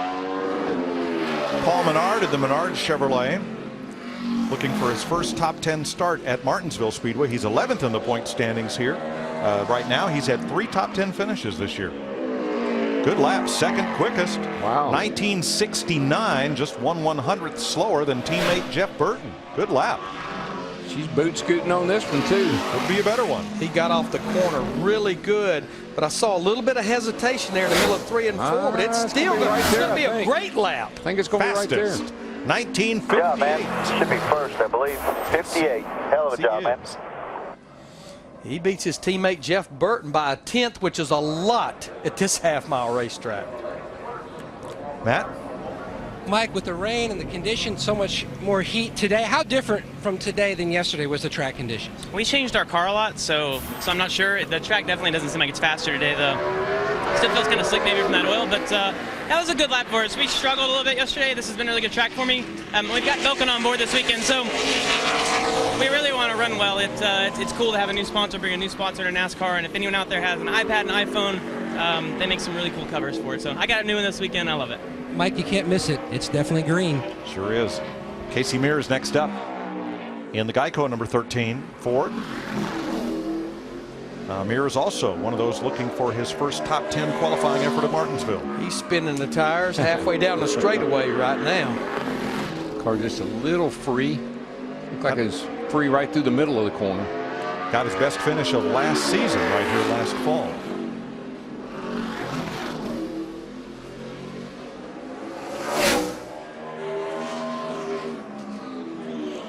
'11th for Mears, 1978. Another driver to run in the 1970s. Yeah. He's in the high side of the 70s. Yeah, but this lap, he got off a 2 better. If he can get through here any better, let's see. He lost a little time right in the middle of that corner. Yeah, and he just can't get it back. So close. If he were just 3/100ths faster, that'd be 6 positions. So it's 9th for Mears at the moment. Bobby Labonte, Joey Logano. Next. Turn to speed immediately following the Cup race from Martinsville. Awesome job, guys. To celebrate with the winner in Victory Lane. Yeah, baby, yeah. Woo, that feels good. NASCAR Victory Lane after the race only on Speed. My bad.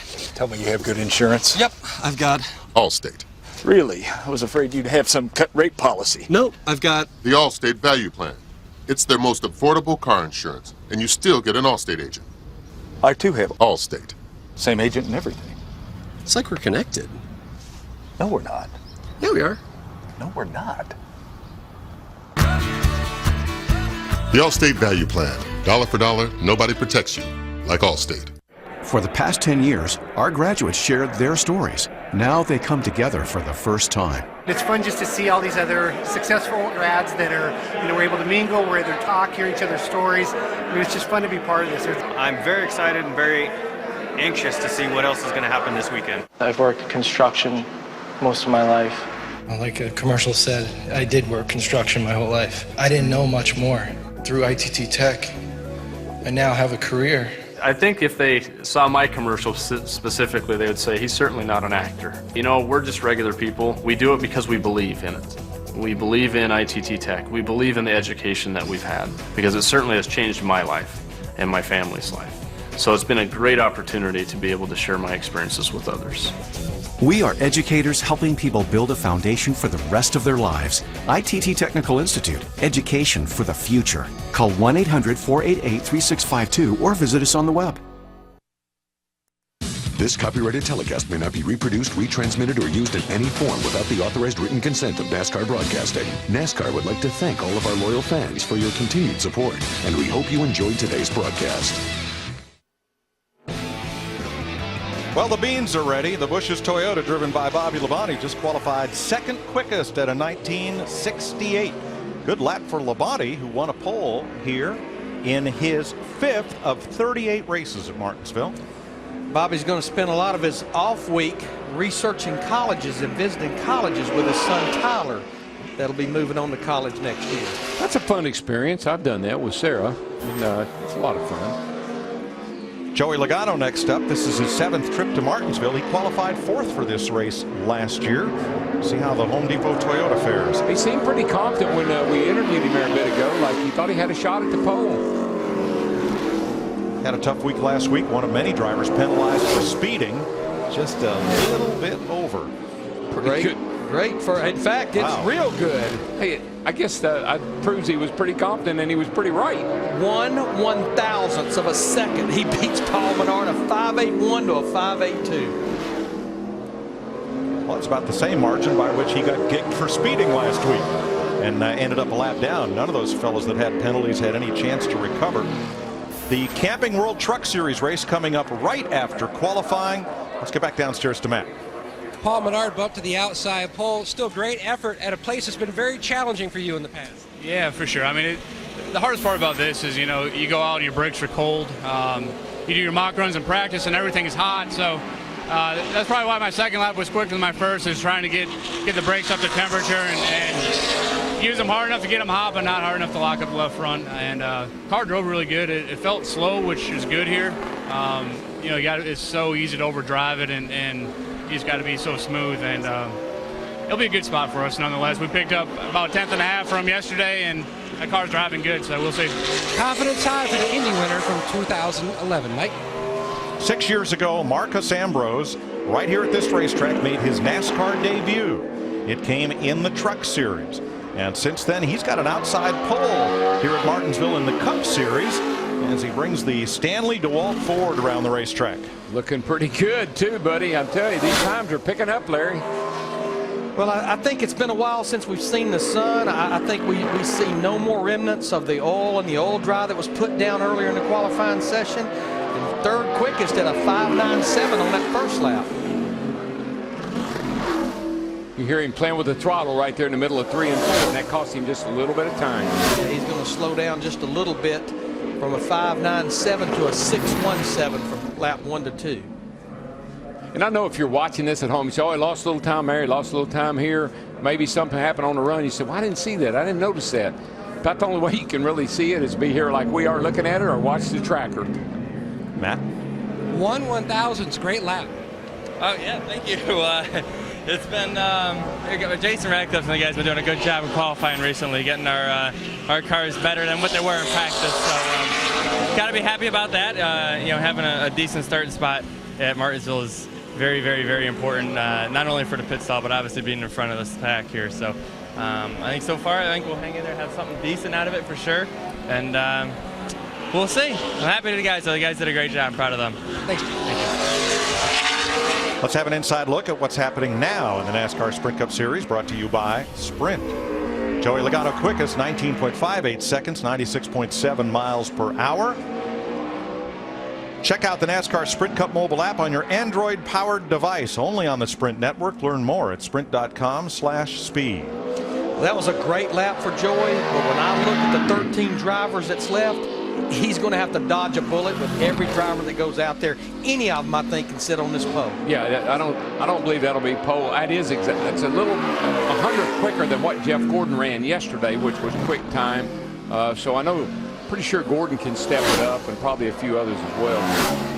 This is Regan Smith's 8th Martinsville race. He has one top 10 start here. The Denver Mattress Furniture Row Chevrolet, 1968, 5th quickest, and the 2nd fastest Chevy right now. Well, that's not surprising. We know what an affiliation they have with Richard Childress Racing, and right now Paul Menard is second, Jeff Burton is sixth, so I think they benefited from being a part of that organization to some degree during this qualifying. Well, the Childress shop's just down the road in Welcome, North Carolina. This is pretty much a home game for RCR. Kevin Harvick is carrying this black and white, the end of Prohibition scheme on his Budweiser Chevrolet of RCR. Next week is the anniversary of the end of Prohibition. August Busch got on KMOX in a famous live radio broadcast and proclaimed, as you see on the taillight panel, happy days are here again. And the beer started flowing. Well, I'm not sure about this qualifying run. I think he'll have a good run. He's on the pole for the truck race coming up next. But I know in the long run yesterday, you better keep an eye on Kevin Harvick for those 500 laps tomorrow.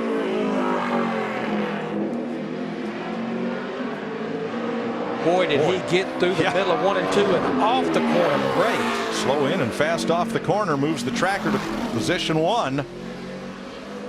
Logano, 1958 is the time to beat. And Harvick's done it. 1954. He is fastest. Yeah, I think these times, Larry, based on what I'm seeing now, it's cloudy. It's got a little overcast. These times are going to keep coming down. Kevin's wanting and trying to get a little bit more on his second lap. Remember, our track record is 1930, so we could get down close. He got a little more. Betters it by 3/100ths. 19.512 is the lap for Harvick's number 29. Just think defending champ of this race. Think about Bristol. We go around there in 15:30 qualifying. And here we're 19:30. With now, about a third of the banking. Yeah, with no banking. That's the fellow that Harvick beat here last year, Dale Earnhardt Jr., watching to see what is Brad Keselowski doing. He slowly rolled down the backstretch, weaved the car back and forth several times, just as he's doing now. Now he's coming to speed. He must be banking, Darrell, on lap 2. Well, what he's thinking is, you heard Paul Menard say, couldn't get heat in my brakes. So he's getting heat in his brakes. He's going to get a little heat in the tires. Doesn't hurt you to do this here at Martinsville, because how you get off turn 4 coming to get the green is the key, and he's going to be on it. On the taillight panel, the Miller Lite Dodge salutes the famous Martinsville hot dog. Brad's a bit of a hot dog. Yes, he is. I was just thinking that. Yeah. That fits. I talked to him last night. He's been a little disappointed in his qualifying this year. Qualified third at Bristol, but that's his only top 15 start of 2012. Now, he's only been here 4 times in a Cup car. 2 of those 4 times qualifying was rained out. But he should handily beat his best previous effort of 22nd with this run. That's a better 1 and 2. Let's see about 3 and 4. He gets it down in here pretty smooth. A little slow through the middle. It's almost like he was just having to play with the throttle a little too much. Yep, had to wait on it. He's quicker, though, and moves up to second. 1957 to a first lap of 1959, Matt. Mike, spiffy throwback paint scheme and hat. Is that going to hold up, though, Kevin? You know, we were a little bit too loose up off the corner right there, so it slid the tires. I don't think I let off the throttle. We'll have to. I know they'll look at the data and tell me whether or not turn the center good. Just want to thank all my Budweiser guys. They did a great job. We made a lot of adjustments to the car for qualifying. Kind of guessing, but all in all, it drove good. It can hold up. What a way to celebrate his 400 Cup start. And I like that, the data. They'll go look at the data and say, you did let off. They tell him exactly what and where. And where. Harvick will start on the pole in the Camping World Truck Series race coming up next.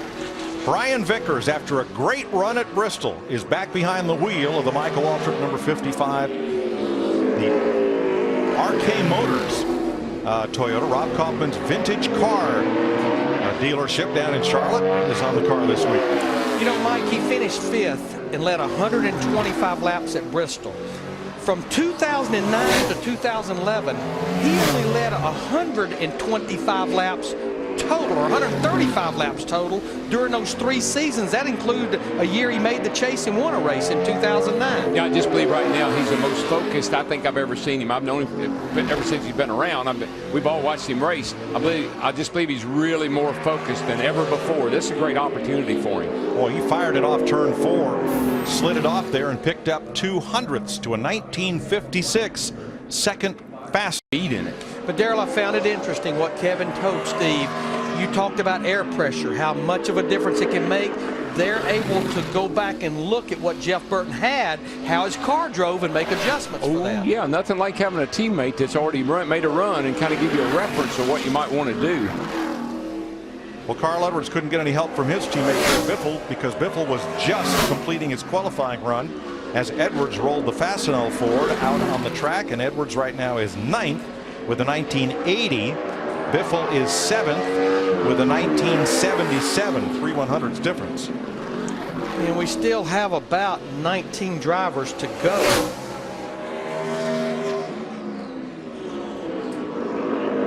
Slows down just a little bit, so right now Carl Edwards is 9th. You just don't see, there's not a great big difference from first lap to the second lap. In most cases, there are a few guys, but again, if you air those tires way up, you're going to go fast on that first lap. If you leave a little cushion in there for a second lap, you might pick up a little bit. And Darrell, I think the other variable that these drivers are having to deal with that we normally don't deal with here is how hot it is. You would always see the second lap quicker when we'd have those cold temperatures because of the lack of heat in the tires. Yeah, and it doesn't have much of an effect, but it has some. The sun keeps coming in and out, too, behind these big puffy white clouds we got overhead. Last year's pole sitter for this race, Jamie McMurray, in the Belkin computer and communications equipment. Chevrolet number 1. Looked good getting into 1. Lost a little bit off of 2 right there. His teammate Juan Pablo Montoya in the 42 car, 13th right now. Jamie got a pretty good lap going here. Very good lap. He got down getting in the corner really well. 3rd for McMurray, 1971. He ties Eric Almirola to the 1,000th of a second, and he's just 3/100ths off pole. He lost it late exit off turn 4 on that first lap. So car's looking good, though. I think he may have jumped up. No, stayed the same. Slower on lap 2 by 1/100th of a second. Car looked really good, though. 2 really nice laps, a 71 and a 72. Well, and you see that tracker jumping around a lot. Right now, if you look at the top 9 or 10 drivers, they're separated from a 1968 with Jeff Burton back to a 1977 with A.J. Allmendinger in 9th. Just not much difference in those top 9 drivers. And I was kind of wondering about that coming here because people were telling me with this electronic fuel injection and with the ECU unit that you can now take your teammates mapping and what he has in his car and how he's getting around the track, lay it over yours and see where you can make your car better or where you're over driving or not over braking. You see so much more based on a good race car. They had a lot of time to analyze that from practice last night to qualifying today. Paul Menard at the Menard Chevrolet, looking for his first top 10 start at Martinsville Speedway. He's 11th in the point standings here. Right now, he's had 3 top 10 finishes this year. Good lap, 2nd quickest. Wow. 1969, just 1/100th slower than teammate Jeff Burton. Good lap. She's boot scooting on this one, too. Could be a better one. He got off the corner really good, but I saw a little bit of hesitation there in the middle of 3 and 4, but it's still going to be a great lap. I think it's going to be right there. 1958. Yeah, man. Should be first, I believe. 58. Hell of a job, man. He beats his teammate Jeff Burton by a 10th, which is a lot at this half-mile racetrack. Matt? Mike, with the rain and the conditions, so much more heat today. How different from today than yesterday was the track conditions? We changed our car a lot, so I'm not sure. The track definitely doesn't seem like it's faster today. Still feels kind of slick maybe from that oil, but that was a good lap for us. We struggled a little bit yesterday. This has been a really good track for me. We've got Belkin on board this weekend, so we really want to run well. It's cool to have a new sponsor, bring a new sponsor to NASCAR, and if anyone out there has an iPad and iPhone, they make some really cool covers for it. So I got a new one this weekend. I love it. Mike, you can't miss it. It's definitely green. Sure is. Casey Mears next up in the Geico number 13 Ford. Mears also one of those looking for his first top 10 qualifying effort at Martinsville. He's spinning the tires halfway down the straightaway right now. Car just a little free. Looked like it's free right through the middle of the corner. Got his best finish of last season right here last fall.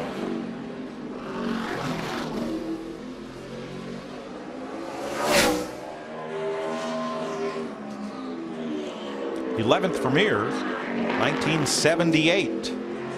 Another driver to run in the 1970s, but he's in the high side of the 70s. Yeah, but this lap, he got off a 2 better. If he can get through here any better, let's see. He lost a little time right in the middle of that corner. Yeah, and he just can't get it back. But it's so close. If he were just 3/100ths faster, that'd be 6 positions.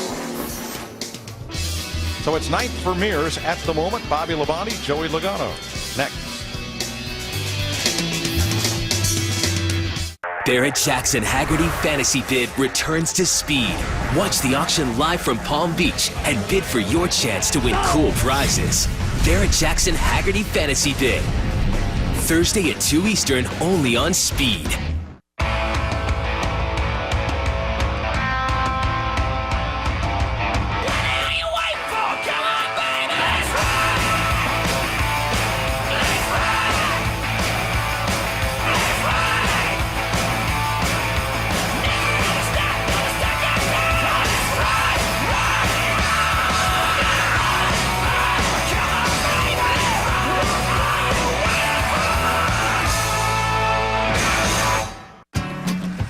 With its turn-on-a-dime maneuverability, new Smart Speed technology, and easy-to-use controls, the new Toro Time Cutter SS is the perfect mower for almost anybody to cut their mowing time in half.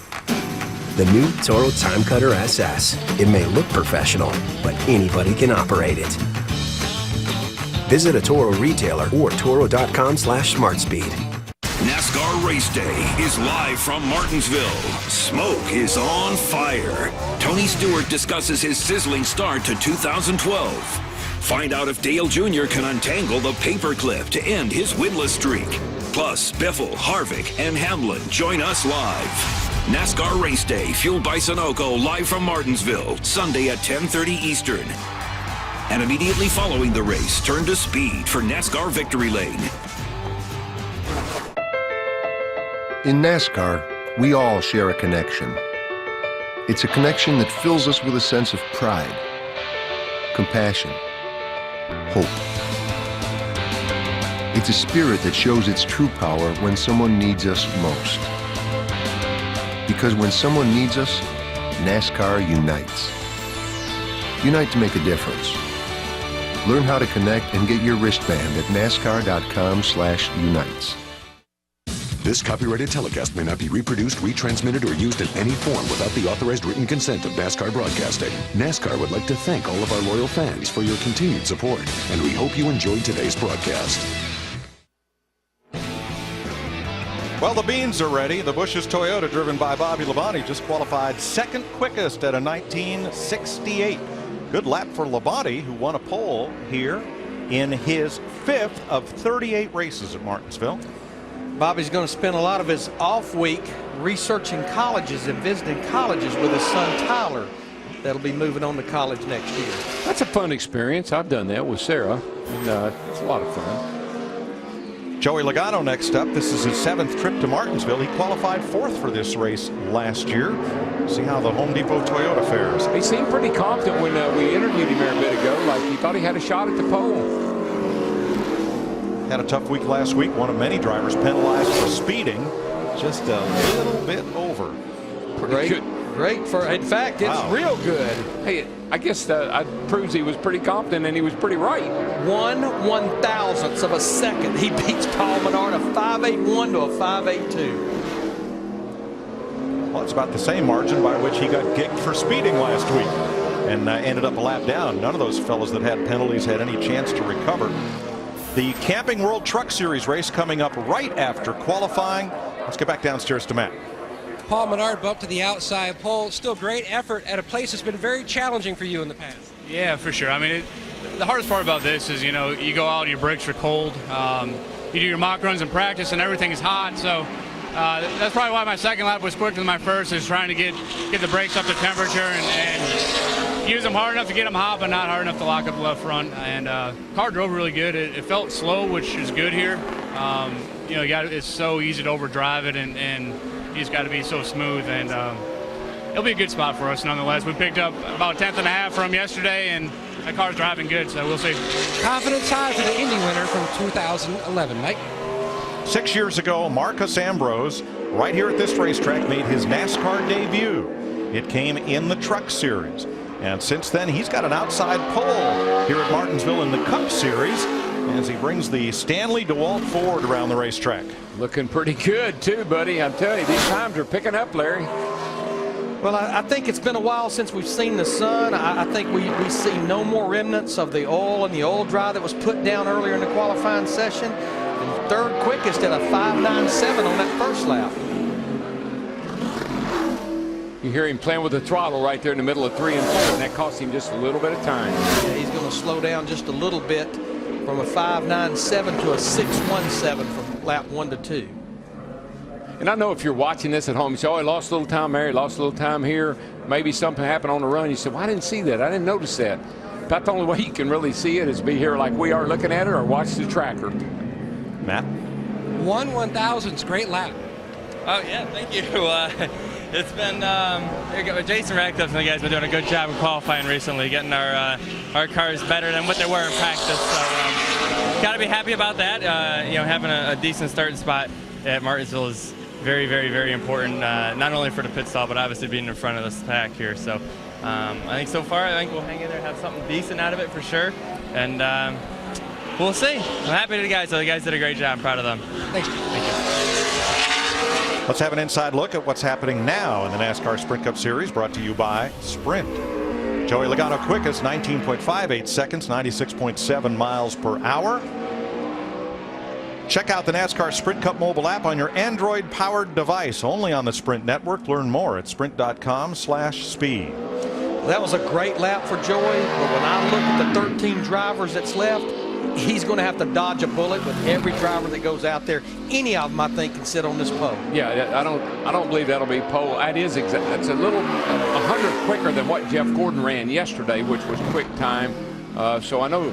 Pretty sure Gordon can step it up, and probably a few others as well. This is Regan Smith's 8th Martinsville race. He has one top 10 start here. The Denver Mattress Furniture Row Chevrolet, 1968, 5th quickest, and the second fastest Chevy right now.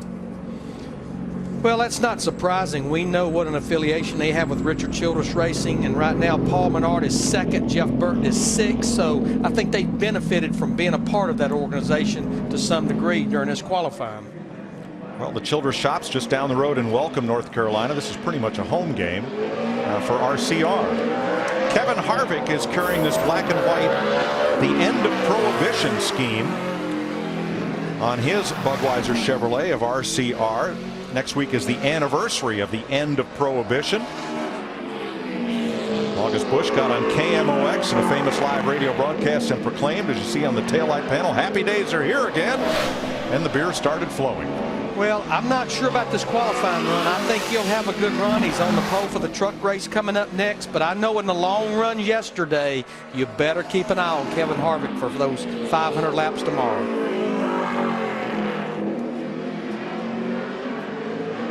Boy, did he get through the middle of 1 and 2 and off the corner. Great. Slow in and fast off the corner, moves the tracker to position 1. Logano, 1958 is the time to beat. And Harvick's done it. 1954. He is fastest. Yeah, I think these times, Larry, based on what I'm seeing now, it's cloudy. It's got a little overcast. These times are going to keep coming down. Kevin's wanting and trying to get a little bit more on his second lap. Remember, our track record is 1930, so we could get down close. He got a little more. Betters it by 3/100ths. 19.512 is the lap for Harvick's number 29. Just think defending champ of this race. Think about Bristol. We go around there in 15:30 qualifying. And here we're 19:30. With now, about a third of the banking. Yeah, with no banking.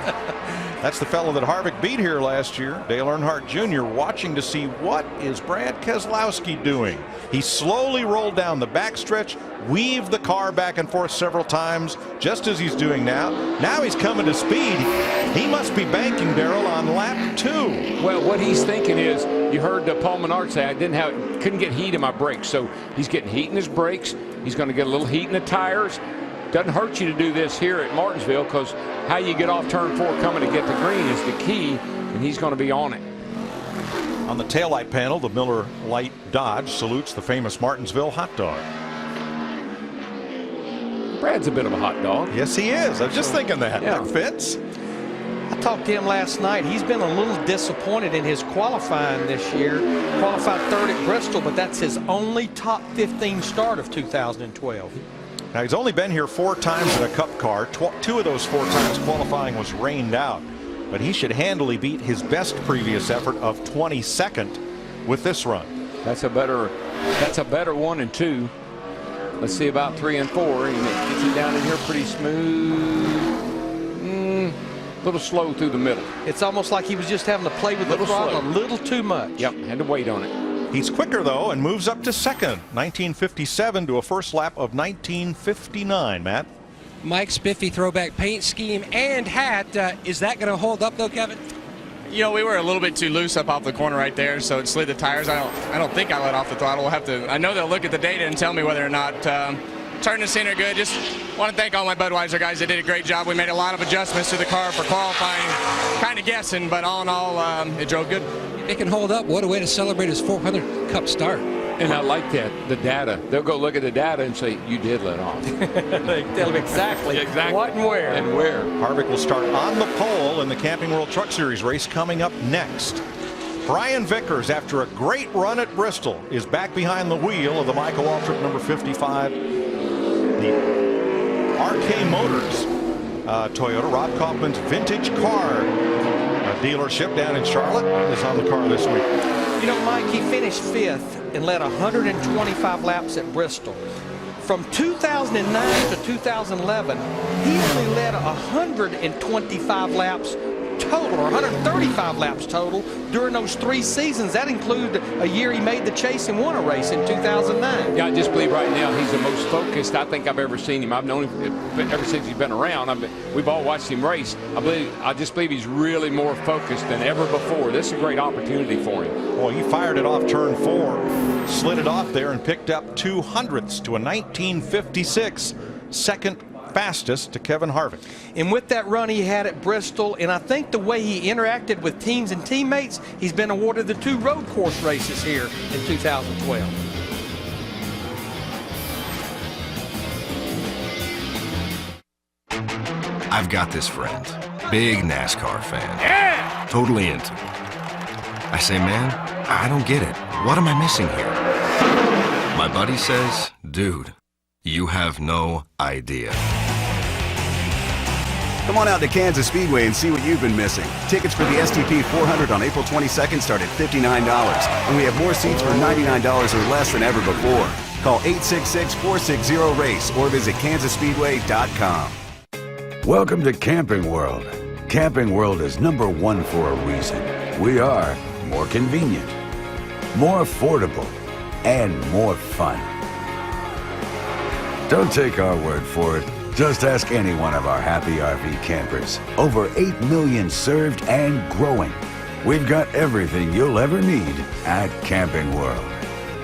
We got everything you'll ever need at Camping World. This guy I met online, he could be anyone. How can I know who to trust? With BeenVerified.com, you can run instant background checks right from your home computer. Search anyone, even yourself. What turns up just might surprise you.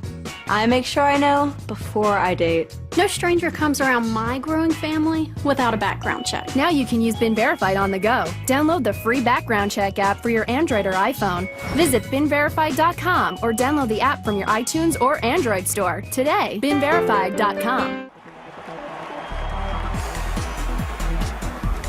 Hi, I'm Scott Juseum of the Juseum Group. My team can help you with all of your IRS tax problems. Honest and professional, we don't make false promises. Do you owe the IRS? Do you have unfiled tax returns? We cover all the bases to help you get tax resolution fast. Call us today so we can knock all of your tax problems out of the park.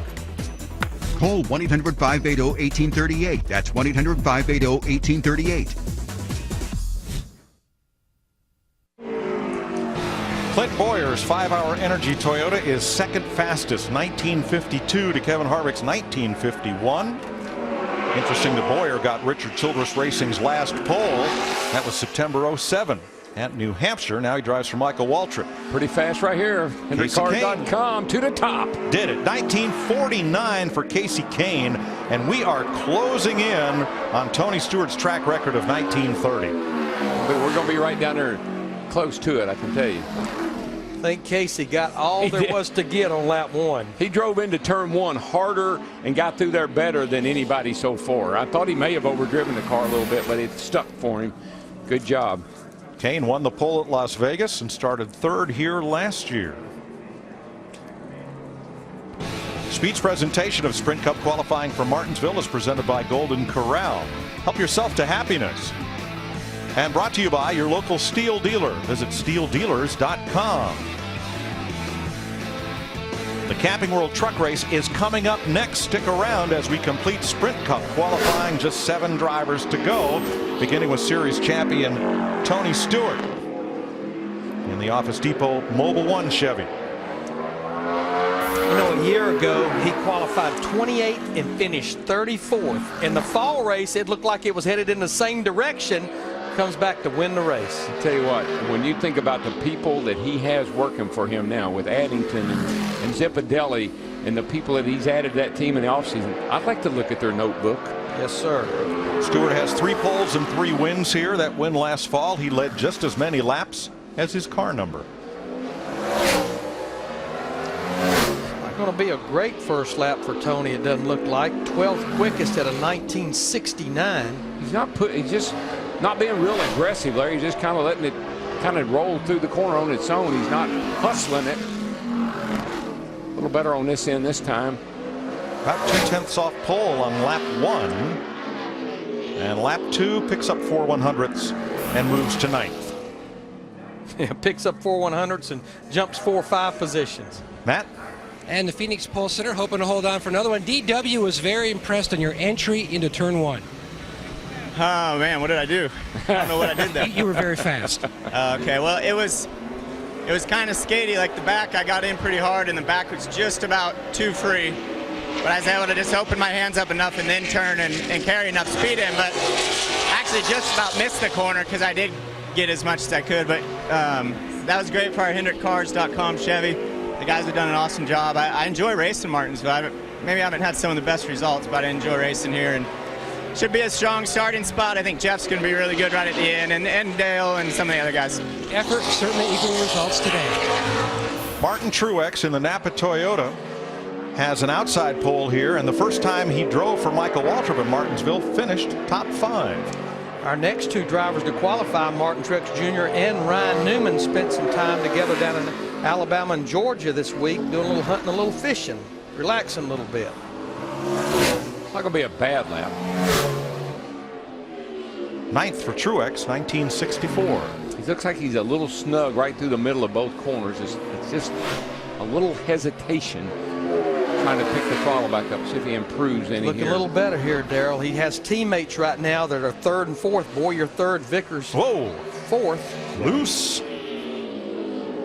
I think that was a product of a little tight right in the middle. I had to put a little extra wheel in it, and it made it snap on him getting up off the corner. Picked up 4 100ths, but still Truex is 9th. 5 drivers left to go. Let's look at that exit of turn 4.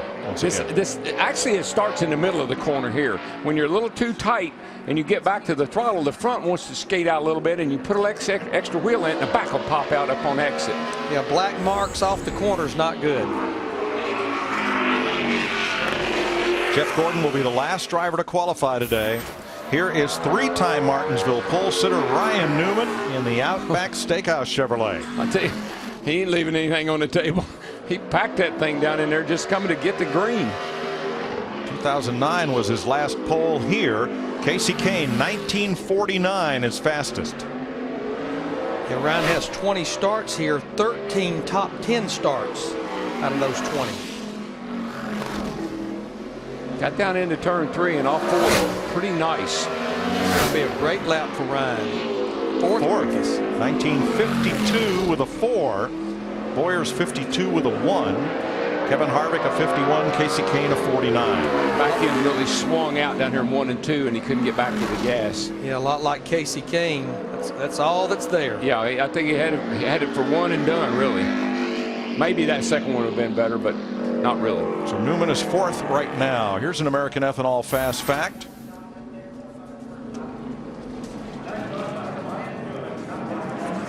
Youngest ever Sprint Cup winner at Martinsville, Richard Petty, was 22 with 9 months and 3 days when he got his first Martinsville victory. First of 15 wins for the King at Martinsville Speedway. And then there were 4. 4th quickest in practice, the Amp Energy Diet Mountain Dew Chevy for Dale Earnhardt Jr. Ended up a close second last year here to Kevin Harvick.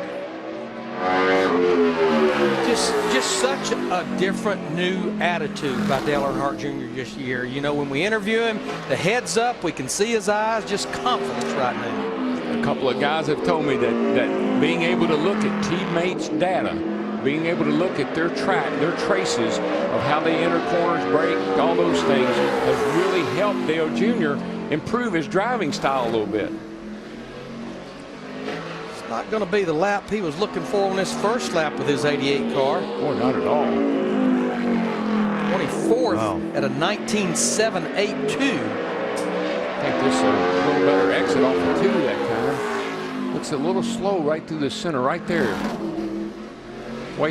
Just a little slow getting back to the throttle. It's going to be a nice recovery, though. Looks like he's going to go inside the top. No, doesn't quite get to the top 10, 11th. 1963.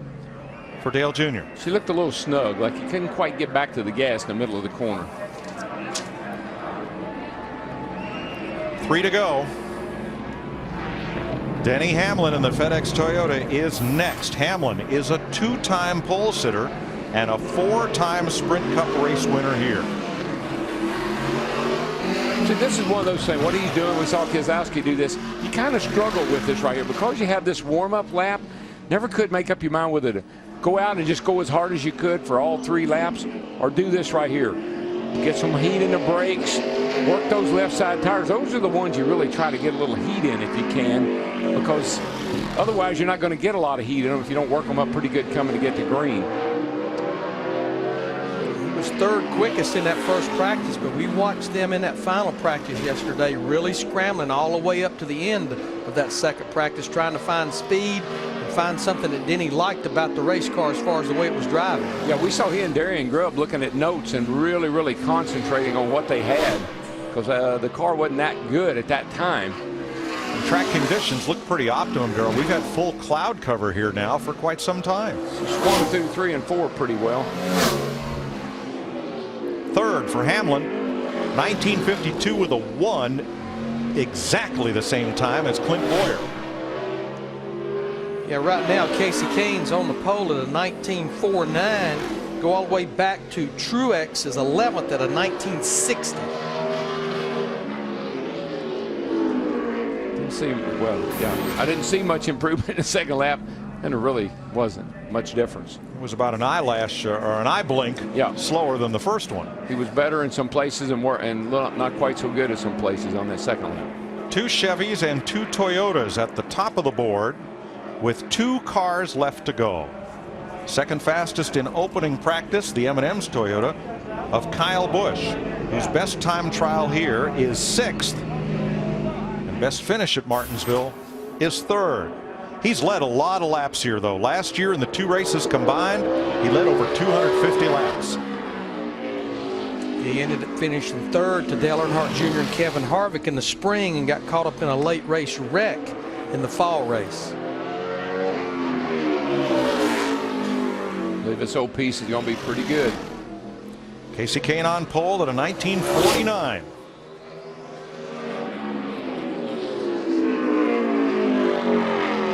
Oop, slipped a little right there.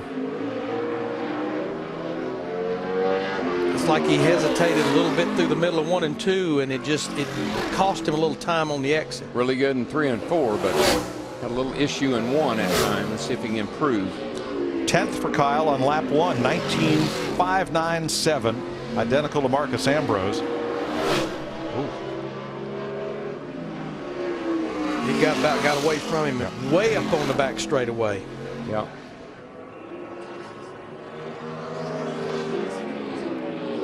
little quicker, moves to 8th, picked up about 1/100 and a half, and gains 2 positions. Darrell, just such a challenge for these drivers trying to get that 850 horsepower planted down to this racetrack. That's what I said earlier. If you go in too hard, you overdrive the corner, you use too much brake. That messes up the car. That messes up that corner.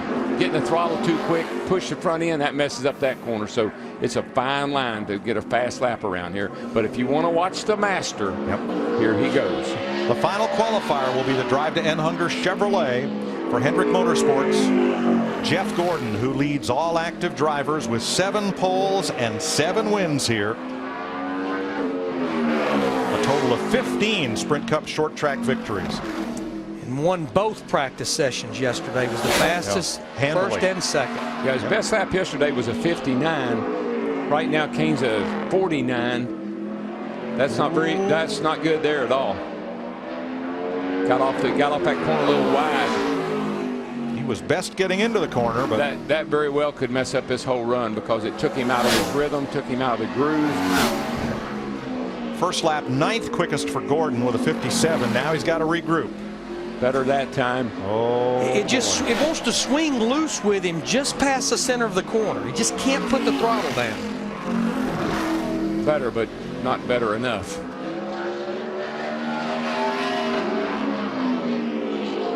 Second lap, 3/1000 slower than the first. Jeff Gordon is 9th. Wow, that surprised me, but that's almost what he ran. You know, he ran a 59 yesterday, runs a 57 today. Yeah, a little bit tight that first lap. Sorry, guys. Yep, got up out of the groove off 2. Rick Hendrick hoping to win his 200th career Sprint Cup race this weekend. When he won his first one, Casey Kane was 4 years old, a generation ago, Matt. Best finish of season 14 for Kane. What kind of shot in the arm is this for you and this team? Feels good. It's I've qualified decent at Martinsville before, but never a pole. So this was a solid qualifying day, and thanks to Farmers Insurance and HendrickCars.com and all the guys on the team, they did a great job and was able to pull it off. Barely. Harvick was close. Mike. Thanks, Matt. It's a big day of racing on Speed. The Camping World Truck Series next, and the Rolex Series from Alabama later today. And Casey becomes our first repeat pole winner of 2012. Set on the pole, I think it was back at Las Vegas. And to me, that was the most aggressive run by anybody I saw. He really packed it into one and made it. All right, stay tuned. Right here on Speed as Kevin Harvick and Ty Dillon lead them down to the green flag in the Camping World Truck Series. Rolex to come later on today. Tomorrow, race day. And then you will see the Goody's Fast Relief 500 on Fox and Victory Lane right back here on Speed. Keep it right here and have a great